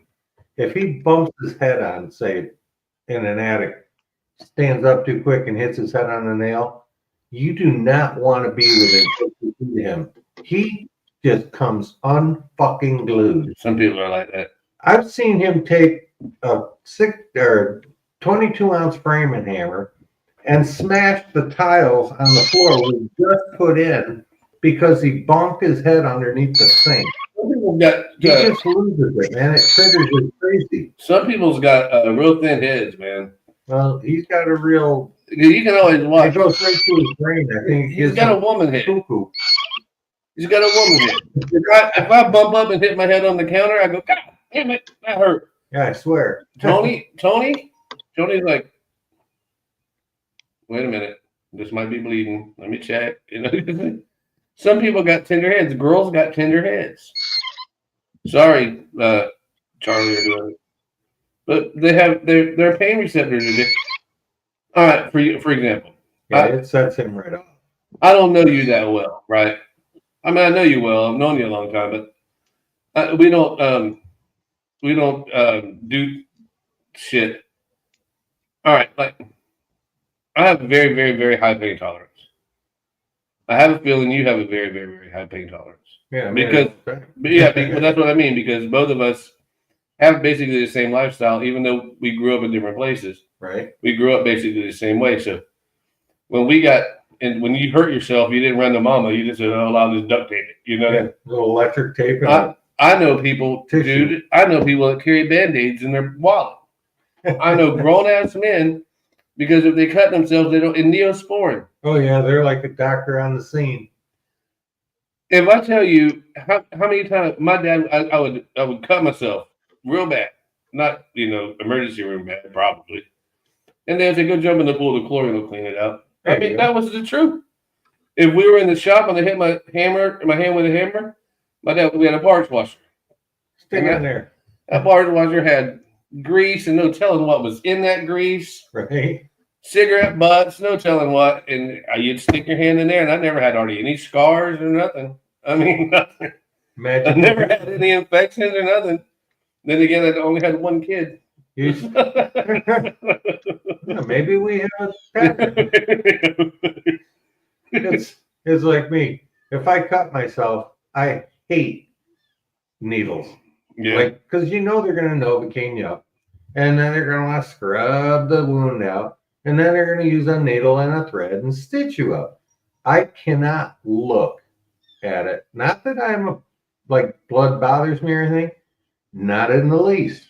But I can't stand a needle going into me. And I'm like, when they take my blood to check my blood thinner, I can't look. I look the other way. And this is a funny part of the story too. I had this one cute little Spanish girl, and she did the best. She took it and you hardly ever felt it. Then she'd say, "Okay, ready? Little prick." And I said, "Sweetheart, you never tell a man little prick. Just say little poke." You just know since she took it and hardly ever felt it. So that was kind of funny. But she always told you, little prick. I'm like, huh, what are you referring to? I kicked somebody, and when I kicked him, his head flung over. Got it hit in his face, and my head or my foot hit the wall, the corner of at our bar, the corner, and my big toe was working. All of my bones were working the wrong digit on that foot, and this one stuck out. But I just thought it would just hurt. Oh yeah, this is great. So I went back then, and it was the 80s, and all of our military shoes were hard sole. Yeah, because they lasted forever. And then when I went out, I always wore dress shoes, and we used to call them Jazz, Jazz, Jazz shoes. Mm-hmm. They had a wood bottom. They were nice. It might have been leather, but it looked wood. Right. And that's what we wore. And then finally, I went to my doctor because my foot was purple and swole up. That's usually time to go. Yeah. And he said, I said, look, nothing's broken. I think it's just sprained. And he says, it's broken. I said, I bet you $5 for every bone. And I ended up giving him 25. But anyway, he said, I'm gonna Novocaine you and put reset them all. And I That said, hurts. I said, you can't do that because I said, I'm going to come out of this thing and hop over there with my one good foot and beat your ass if you hurt me. And you hurt me, I'm going to hurt you. My wife said, he'll do it too. So don't, just don't. Just put him out. Just don't. And he goes, I am not going to put him, he's a grown ass man. I'm not going to put him to sleep. I said, well, at least cover it. I said, at least cover it up. So they put this stack of pillows over my legs so I could sit. And so he gives me the shot, so everything's done. And then I see him over behind me, and he's making these exaggerated movements, like he's jerking and doing all this and doing all this. And I'm like, ow, ow, ow, because I ain't even touched you yet. And so finally he does it, and it's all fixed up. Man, he's over there, but he's jerking his hands. It looks like he's pulling, spark plug wires out of the car. Yeah, and he got me. He got me good. I had to have a metal filter put in one of my blood veins down near your kidneys, I guess, to catch blood clots, so they don't go to your heart or your brain and kill you dead. Right. Well, the guy says to me, well, you can go through your groin, which they conveniently had already shaved. Oh, been there. And then I get into the surgery room because they do it in a regular operating room. He says, well, we can go up through your leg or we can go through your jugular vein. And I says, well, what difference does it make? And he says, well, if I go through your leg, it's going to be sore for about a week and you're not going to be comfortable. And if I go through your neck, you'll be fine in an hour. But you might leave it. Yeah, and he says, but it's a little more risky. That's how he put it. Yeah. And I'm like, hey, whatever you prefer, you're the doctor. I said, if you think you can go through my neck and I'll have a lot less bullshit afterwards, I said, go that way. So they cover you up with all these sheets and they've got a monitor. You're on your side, and your head's like strapped down so you don't move. Yeah. And they numb up your neck, and he's going down through your jugular vein, which, if you cut your jugular vein, you bleed to death. Pretty much. Well, he's getting this filter stupid thing shoved down into my veins, and they're pushing and working, and all of a sudden he goes, whoop, stop, we got a bleeder. And I'm looking at this thing on the screen and watching the thing, like an x-ray, and I'm like, I see splatters of blood everywhere. And I'm like, bleeder, that must be me. Because they give you like a mild sedative. Keep you calm. I don't remember the air tank being here. I don't need to bleed the air. So anyway, they get it all done, and they like glued it, and then they put a Band-Aid on it. And I'll tell you what, for 2 days I'm walking around with my head tilted because I was afraid to open that something up. When I got uncovered, it looked like a fucking axe murderer scene. There was blood everywhere. I must have lost a half a gallon. We have a friend named Maggie that if I put your beer down, if I tap her like that, she'll bleed. No shit. It's the weirdest thing.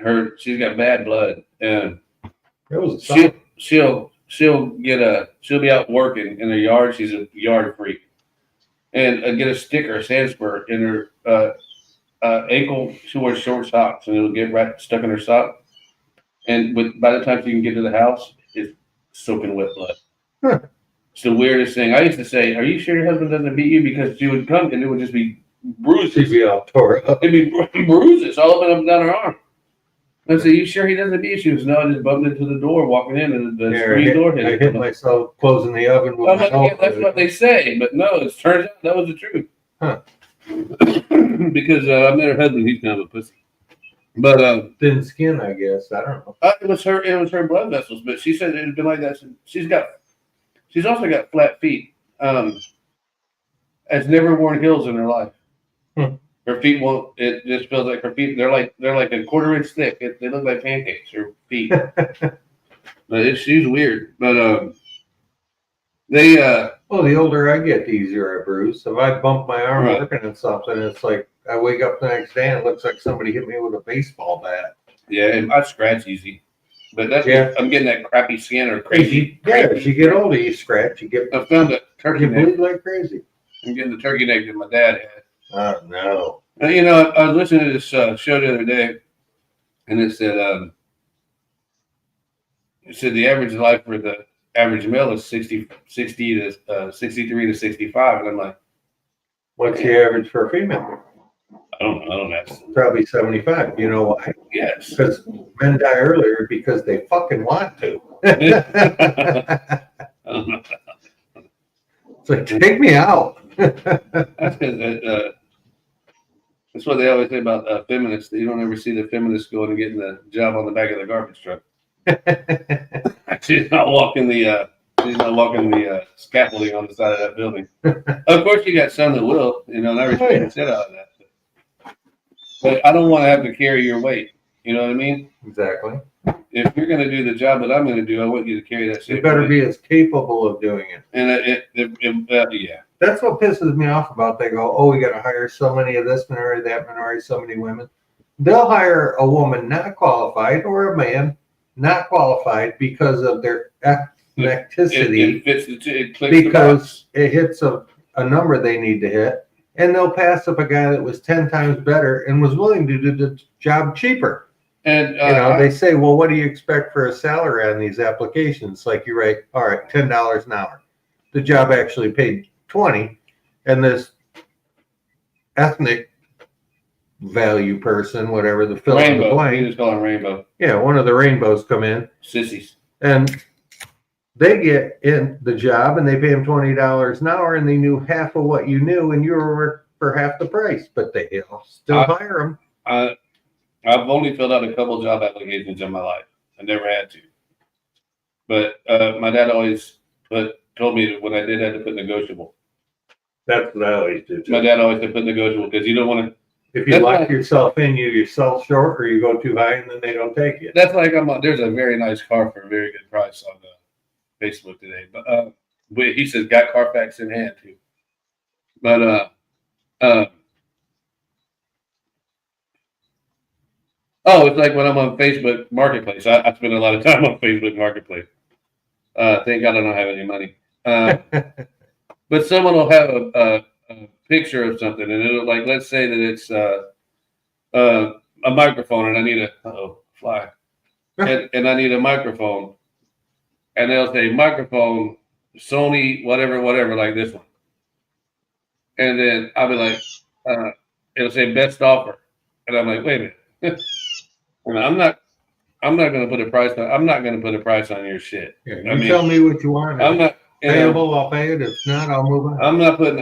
You can't expect me to put a price on your shit, dude. If you want me to buy your microphone, and tell me you want 20. If you think it's worth $100, and tell me, because if not, I'll go to the store and pay $150 for it before I give you more than that thing is worth, because it's already used. Right. I love those guys. When I say firm, I mean firm. Okay, well then, if you're on Marketplace, so you must be really wanting to sell it pretty quick. So, I don't trust none of these bitches. Oh, I pulled that on a customer one time. The job didn't really go the way I wanted it to. And he says, well, what I owe you? I says, I'm going to tell you what, I'm going to make you a deal of a lifetime. You pay me what you think the finished job is worth. I'm not even going to complain about it. I'll just take the money and leave. Right. You're satisfied. Now it's done. And it's not what I wanted it to be. And that's why I'm doing this. Right. And he says, well, I don't know what that job would be worth. I says, what's it worth to you? And that was like kind of doing the same thing you're talking about. Yeah. He's like, well, I don't want to insult you, but I also don't want to say, all right, here's $500 and you really wanted $400. That's right. So he says, well, you pick a number that you think's fair. I can't put a price on your shit. I can't put a price on your labor. If I say, hey, well, it's like when I asked you to do that yard, I'll charge you $20. Same thing when you did the car, $20. I'll pay you whatever. If it takes you 10 minutes, I'll pay you $20. Be done with it. Takes 3 hours, still $20. $20. That's up to you. I believe in piece rate, man. Yeah. The faster you get done, the more money you make. Yeah, you do 2 in the time for 1, make double the money. You get in trouble, I think, doing that these days. Yeah. That's how we did it before I went into the military. I pinstripe vans for Mark III out of Ocala. Mm-hmm. And dude, That was in custom vans. Yeah, the Mark III vans. And that was when the daddy still owned it, and the boy was still on cocaine. The boy is still on cocaine. The daughter's in jail. It's crazy. Yeah, I think I don't know. He might be in prison still. But we got. I think it was $35 a van, and I could do back then. I was younger. That's cheap, dude. I know that I could knock out 4 vans an hour. Oh, damn. Yeah, I mean, we were just doing it because we didn't do the layout. We just did the striping. Oh, they just told you what they wanted. Yeah, no, but they were always exactly the same. True. If it was a Ford van, it was always the same. Unless you did like a Newland, there was a couple different designs. You got paid a lot more for those. Okay. But for the streamline vans, the Mark IIIs, they were all the same, and it would be a different, like the Toyota vans, which we got screwed on those. We got screwed on those because they put so much crap on them, Yeah. so they don't get salt. A lot of work around. Oh, that plastic crap. Yeah, and we didn't know that when we pinstriped them all and of our painters painted them. Mm-hmm. They got to the dealerships and the paint started coming off, and they're like, "What?" You know? Well, there's a plastic coating there. Well, we didn't know that. Tell me that. We didn't because the Astro vans weren't coming like that, but the Toyota vans came like that. But the Astros and the Ford, there was that Ford. They called it chip guard. That little Ford. I don't know what that little Ford minivan was. Oh, started with an M, like Ford fuck up or something. But when we pinstriped those, I mean, it was all the exact same. So you would look and you would say, okay, this is the Toyota van, this is the Dodge, because they're all different body styles a little bit. And we had these. You had a set standard. The first guy that went there was the guy that did the layout, and what he did was he made sure that he was taping everything that wasn't supposed to get paint on it, like the tires, giving you a straight the windows. I mean, he was taping everything off. Then I came in behind him and I laid. It's called 3M trim line. It's like a fluorescent green looking tape. Yeah, it's 1/4 inch wide. Yeah, well, it comes in different sizes. So you can roll it. Yeah, you can run it right, and you would lay it, and everything. If you'll go find one, everything was measured with a 1 inch razor with a razor blade because we kept a razor blade in our mouth, and it was if it was on the bottom, because there was 4 stripes on the bottom, and you would use that razor blade and kick it and just tack that paint. Right. Then walk it up and tack that paint, walk it up and tack that paint. Gave you a little mark. Gave you a perfect little mark, and then and that's where you made sure. And then after we got done laying that out, the scuffers were making $15 a van, and the faster you got your van done, the more money they got, and they were on your ass. Because they're like, you're making the big money. The painters were making $120 a van. And we had this guy called Pedro. We called him the runner. Because he could run some paint, boy. But he knew how to do it. He would pull back and spray it and just spray those runs right out. He was good. Oh, sure. Oh, he was good. But he can paint a van in like 20 minutes. Just paint it because it's already taped off. Everything's done. Ready to rock. And he's shooting Centauri, which is the shit. It's a good paint. It's a DuPont paint. Right. Centauri's a good paint, but he would just shoot it, boom, boom, boom, boom. There was no metal flake or anything. Right. And unless it had the top wrong, a lot of times they cut the van top off. And then put top. Those took extra long. Those were hard to pinstripe too. Yeah, that's what we did, and I did that. My cousins and my friends were like, "Stay working there. That's the job you want. You don't have to go to the Marines. You'll get killed over there." And I'm like, "Yeah, but this job, they might close this shop, in 2 months." True. 4 years later, they was closed. Yeah, because vans went out of style. Well, the vans were still doing good. The daddy died, and the son was smoking crack so bad that he ran everything in the ground. Yeah, well, that'll happen. They were paying $20 to my mama and 4 other women to drive them from the shop on 17th Street in Ocala over to Old 301 to the pickup area. Interior. They would do the interior, the custom interior. Oh, yeah. And then they would pay them again to take them from there to the guys that put them on the trains, and they ship them all over the country. Then 4 or 5 women made fucking money, and but Thad did it. Thad Lloyd owned it, but he did it because he trusted those 5 women, and he knew they weren't going to go fuck them trucks up. Right, go beating the shit. Right, they were going to drive so safe that he didn't have to worry about them getting scuffed up on that little. That's why every time you got a Mark III van, it had like 12 miles on it because it moved off the truck in the lot plus what you had to. It wasn't one assembly plant. It was 3 different spots in town. Yeah. That's cool. And then the son took it over, and he decided to make it all in one building, dumped in like $45 million into this one building. And Thad had everything done back in the day already Put there. 70,000 up his nose, and that was the end of the A business. month. But the way Thad had it set up, he had everything the way it was supposed to go. And then Thad Jr. went and did it, put it all in one big thing.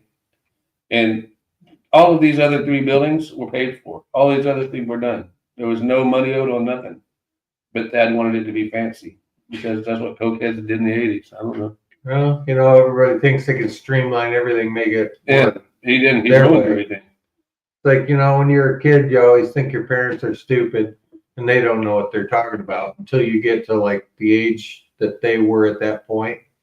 And then you realize, man, my parents weren't so stupid. Maybe I was. I catch myself a lot of times going, okay, I'm 55 now. How old was I when Dad was 55? You know, and I'm like, wow. Yeah. You know, And at that point, you thought he didn't know what he was doing. right? I thought he didn't know what he was doing, but I remember thinking he was so old when he was 32. You know, Yeah. I'm like, damn, he wasn't as old as I thought he was. He was probably. Yeah, I thought 50 was old. Yeah, I still do, and I am. So. And now I'm beyond it. Yeah. Ways. No, I'm way beyond it too, and I feel like I'm 20 years beyond I was just telling somebody yesterday, it was their birthday, and she's a nice looking lady and everything. You're not allowed to talk to women about their birthdays. She brought it up. They were having a party for her. She had cake.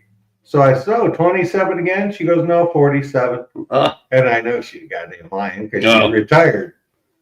Well, anyhow, I says, yeah, I was talking to my friend yesterday, and I says, he made me feel real good. He says, you realize you're closer to 80 than you are 40. No kidding. And I'm like, well, gee, thanks buddy. Dude. And I've never seen that 80. Makes me feel good. If I had a very good, solid relationship with Jesus, I'm still not going to see 80. I don't think I didn't thought I'd see this age. Way. If I'd have lived like my dad lived a good life, an honest man. Okay, I'm not even going to get into that. I know people. He worked hard. My dad worked hard. I know people that were in the church that wouldn't say shit if they had a mouthful of it. And good, salt of the earth people never even would get a speeding ticket. And they only make it to 65. So I'm like, maybe being a smart ass and a fuck up is a little bit better off. I'm just going to go ahead and say, I love you, Jesus. Forgive me for my sins. And I'm telling you, people say drinking in the morning is a sin. No. Well, who am I to say that Jesus died for nothing? Those who live without sin. Judge not, lest you be judged. Those who live without sin have no respect for the sacrifice that Jesus made for us. And with that sermon, Tim and I are going to have to call it out. And I want to wish you all a happy and a safe weekend. Yeah. Keep between the ditches. Keep between the ditches. Shiny side up. And the thing we always say is, whatever you do, don't drink and drive out there because there's, I can't leave yet. Oh no, I've got to show you this. Bigfoot. No. There's this guy. I've watched him for a while. I didn't know that he was you right now. Do not. I didn't know Placid, Florida. He is all he does, he holds up a sign that says, God bless our homeless vets. Right. Does not take money. People offer him money. He goes, nope. I've been blessed with a home. Just be aware. I just want to, and here's what happened in Lake Placid day before yesterday. Oh. In our town. Placid, Florida, downtown on Main Street. I'm out here with my God bless the homeless veteran sign. People seem to be in a Christmas spirit out here. Festive. I'm just going to be standing around out here on the public sidewalk in this downtown area of Lake Placid, spreading this message of God bless homeless veterans. And please pray for homeless veterans this Christmas. Keep them in mind and see how this goes. Hopefully this will go okay. Never been here to Lake Placid, Florida. It's pretty neat. Good evening. God bless homeless vets. Good evening, sir. How are you? God bless homeless vets. Good evening. How are y'all? God bless homeless veterans.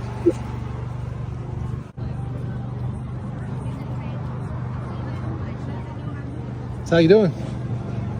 Doing good. Good. It's a pretty lucrative spot. Huh? Pretty lucrative spot. Can I what? Is it a pretty lucrative spot? Well, Not really. You know, there's Journal Placid. During the day we Yeah. don't need Gotcha, gotcha. Let's start kind of hopping around a to. Yeah, little we'll bit. just try this one area. Gotcha, gotcha. It all goes pretty good. I've seen that picture.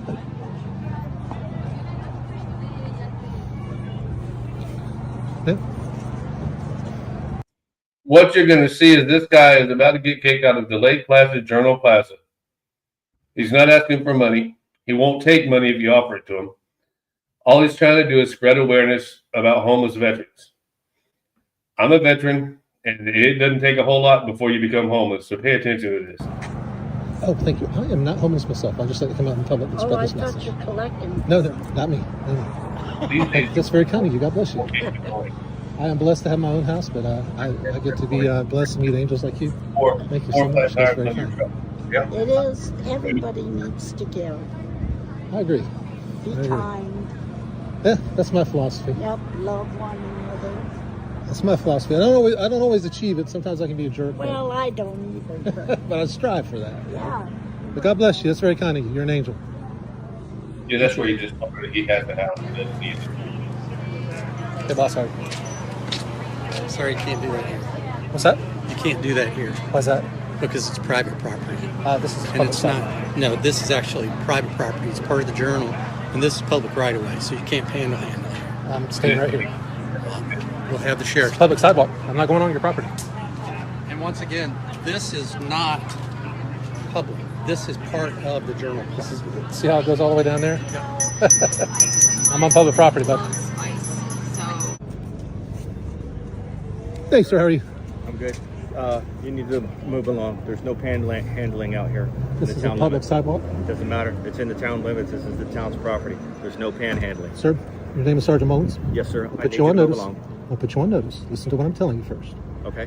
Before you make a mistake and violate my civil rights, you've got one or two choices. Pay attention. Paying attention? This is my civil right. Freedom of speech, freedom of religion, Okay. freedom of assembly on a traditional public forum. I'm not Okay. going anywhere. Have a nice night. You're thinking of today. No, sir. You're not going to dictate what goes on here. No, the You are Constitution. in the town limits. I'm telling you something. You can listen to me now. This is the Constitution. You are on town property Yes, I within am. the town limits of Lake Placid. Yes, There sir. is no panhandling. Have you seen me panhandle? That's what you're doing. Have you seen me panhandle, smart guy? I suggest haven't, you but go it's get back good in to- your cruiser and leave me alone before you Okay. do something you're going to regret. Well, I suggest you stop telling me what to do, because it's telling you not what to going to do. end very good. Take off. Beat it.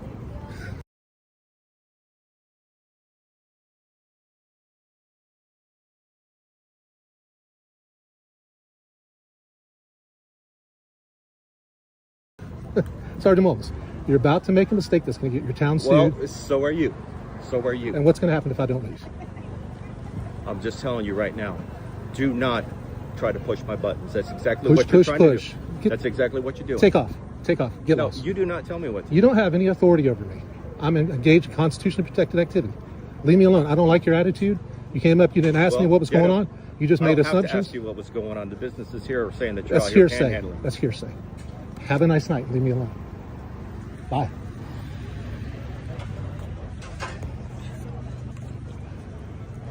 Good afternoon, y'all. God bless our homeless veterans. Please pray for our homeless vets. Y'all have a blessed day. Thank you.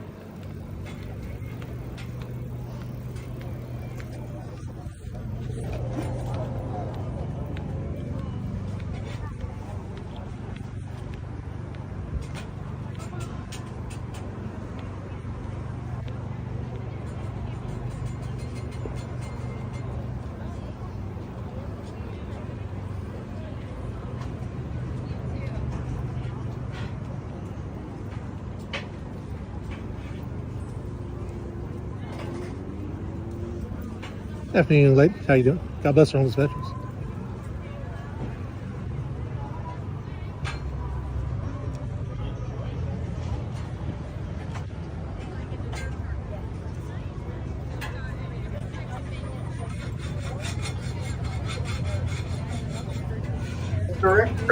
He's Good afternoon. How you doing? but God he's bless not our homeless vets. just saying Well, see, that's the first thing that comes to someone's mind when they walk by that. There goes Is they Officer think he's Mullins, or panhandling, Sergeant but he's Mullins, not.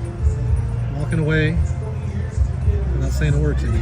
And then one Get in his person car and off leave. I don't Couldn't be take man what enough to come over here and trying to say bring anything. awareness. Yeah, he said, I'm blessed. I don't need it. All right, folks, there you have it from here in downtown Lake Placid, Florida. My God bless our homeless veteran sign. God bless the homeless veteran sign. I was standing over there on a public sidewalk near that Journal Plaza, I guess is what it's called. They got a little market going on over there. There's a public sidewalk that runs over there. You've got the crosswalk that goes across and the public sidewalk that runs up and down over there. I was just standing there on the public sidewalk, spreading my message. And somebody called the cops on me. The restaurant manager came out and told me I had to leave, claimed that I was on private property, when I was in fact on public property, a public sidewalk, a traditional public forum. And when Sergeant Mullins got here, he even confirmed that I was on town property. He claimed that there's a panhandling ordinance in the town of Lake Placid. You can't do that here. Lake Placid ain't like that, another cop that thinks that his little town can pass ordinances that cancel the First Amendment, cancel free speech. So it looks like Sergeant Mullins did go 10-8. He went and talked to the complainant after I told him to get lost. And then he just walked out to his car, got in his car, and he left. Haven't heard anything else from him. It's been about 25, 30 minutes. Because he's got to beat the fence to my house. So from here in Lake Placid, Florida, God bless our homeless veterans, and please pray for our homeless vets. See, that gives all of Lake Placid a bad name. Which is sad for one guy to make the whole town look stupid. Yeah, it is. I want you to see this, by the way. Somebody's got Christmas goodies.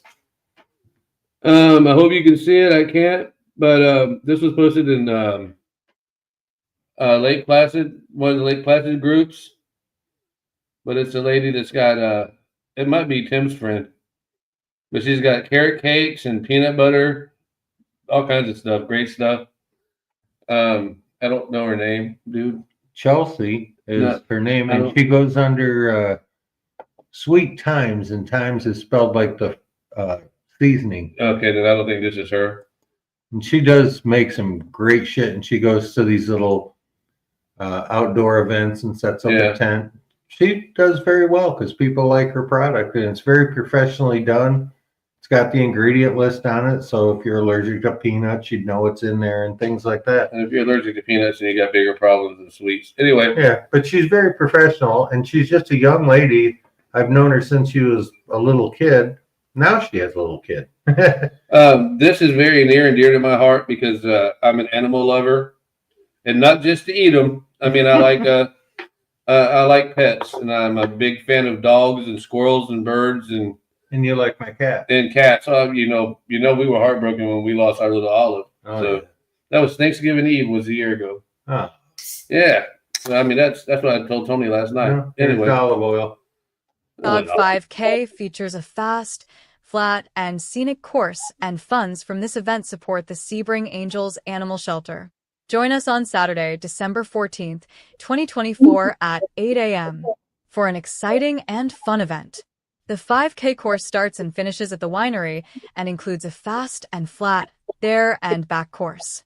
With awesome swag for all dog lovers and runners, this race is a sure thing for a great doggy good time. This race is timed and scored by J3 Timing. Results will be posted at j3timing.com. Packet pickup opens at 7 a.m. Race starts at 8 a.m. Race starts at 8 a.m., but I need you to be aware that you cannot take your dog. Registration includes a t-shirt, finisher medal, 5K entry chip, timed race bib, and race finish line treats for humans and dogs. Can I run with my pet? Absolutely. We are running to support pets, pet lovers, and animal charities. So you can run or walk with or without your pet. Can I participate virtually? Yes. Check our website for our... All right, my mistake is now that I have a minute to think about it, it's the pictures with Santa downtown that say that the venue doesn't allow pets. This sounded odd, so I'm going to pull this back a little bit because I talked to it because I was confused. Thank God this is just cream soda. So you can run or walk with or without your pet. Can I participate virtually? Yes. Check our website for our virtual run for the dogs. All participants will start at 8 a.m. Packet pickup will be on race day, beginning 1 hour prior to race start time. Located at 8222 West Josephine Road, Secret Gardens Winery and Farm Incorporated, Sebring. Our charity partner is Sebring Angels Incorporated, and they are a 501c3 Florida state nonprofit organization made up of volunteers working towards saving the lives of animals in high-kill animal control facilities in Highlands County, Florida, and surrounding areas. We operate solely on the strength of our volunteers, compassion of our donors, and love of our followers. Thankfully, through networking and selfless acts, we are able to save hundreds of animals off death row yearly. Packet pickup will be on race day, beginning at 7 a.m. The race starts and finishes at the winery. The route is a fast and flat course along the road and is paved. Walkers are welcome, of course. That is why this course is very suitable for both walkers and runners. So now, let me get this right. If I were to walk down Main Street with a sign that says support the SPCA and I don't take a dime, I'm going to be harassed by the police? Possibly. By this guy, that's ridiculous. By the guy that looks like he's had more stuck in him than he's had sticking out of him.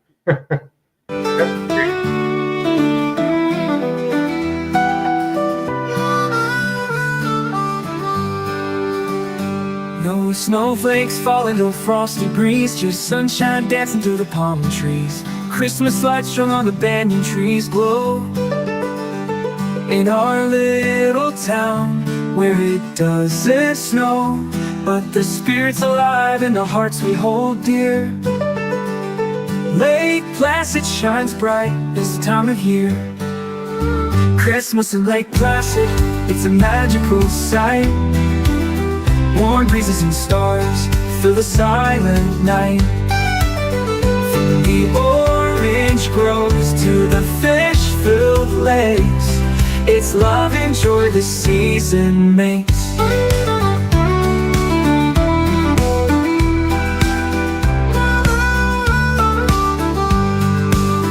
Families gather in Journal Plaza under golden skies, with laughter and cheer that never dies.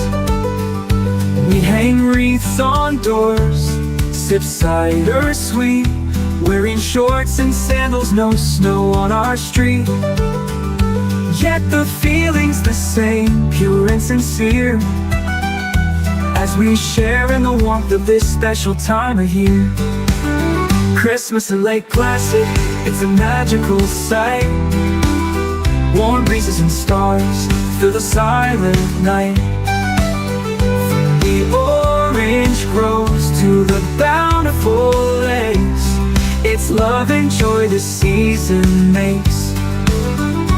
Yet the feeling's the same, pure and sincere, as we share in the warmth of this special time of year. Christmas in Lake Placid, it's a magical sight. Warm breezes and stars fill the silent night. From the orange groves to the bountiful lakes, it's love and joy this season makes. Children dreaming of Santa's sleigh, telling us that the sand looks like snow some days. Church bells ringing a holy refrain, peace and goodwill in our hearts remain. Christmas in Lake Placid, where hearts are so light, with sunshine and love, it's a perfect delight. From the orange groves to the many lakes, it's the simple joys this season makes. So here's to our town, our Christmas so sweet, where warmth and wonder joyfully meet. Lake Placid at Christmas, where love shines through. Ron and Toni from Obscure Destinations Outdoors wish a Merry Christmas to you.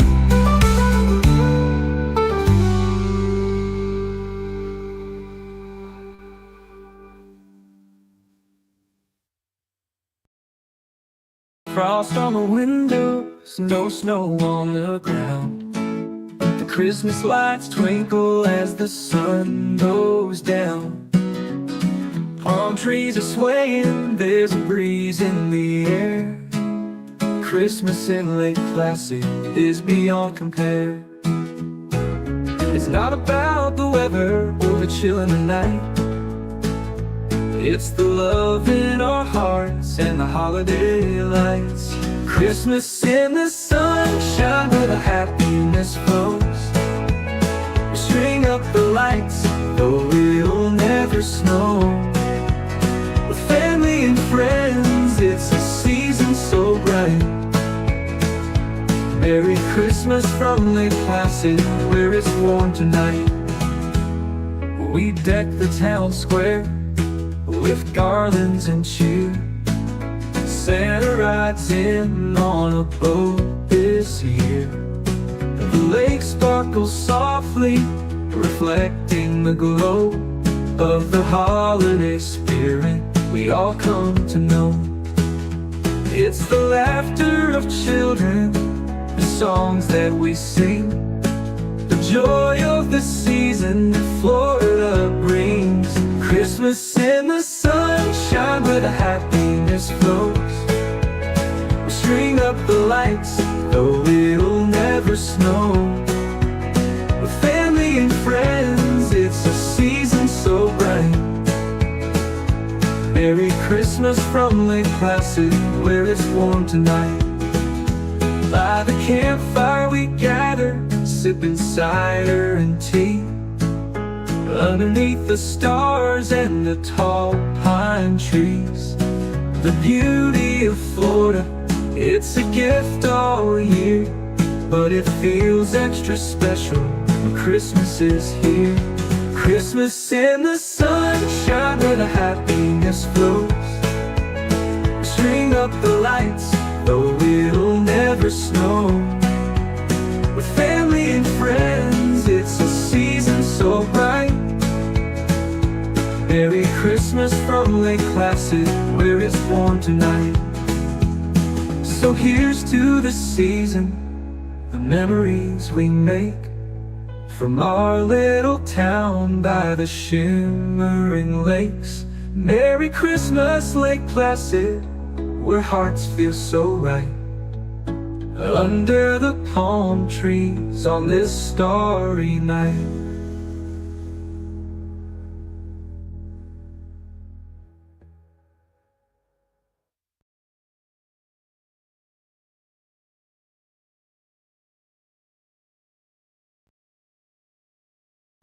Be good, everybody. We'll see you Monday, and I will be replaying this later.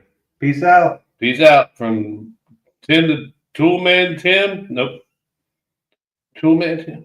Yeah, that's it. Toolman Tim, the Lake Placid Legend, and Ron, the obscure one. And my wife keeps buying me masks, so woohoo! I'll never have to be seen. And I've got to go film a video this morning for the bird feeder that you can buy soon. Happy weekend. Happy weekend.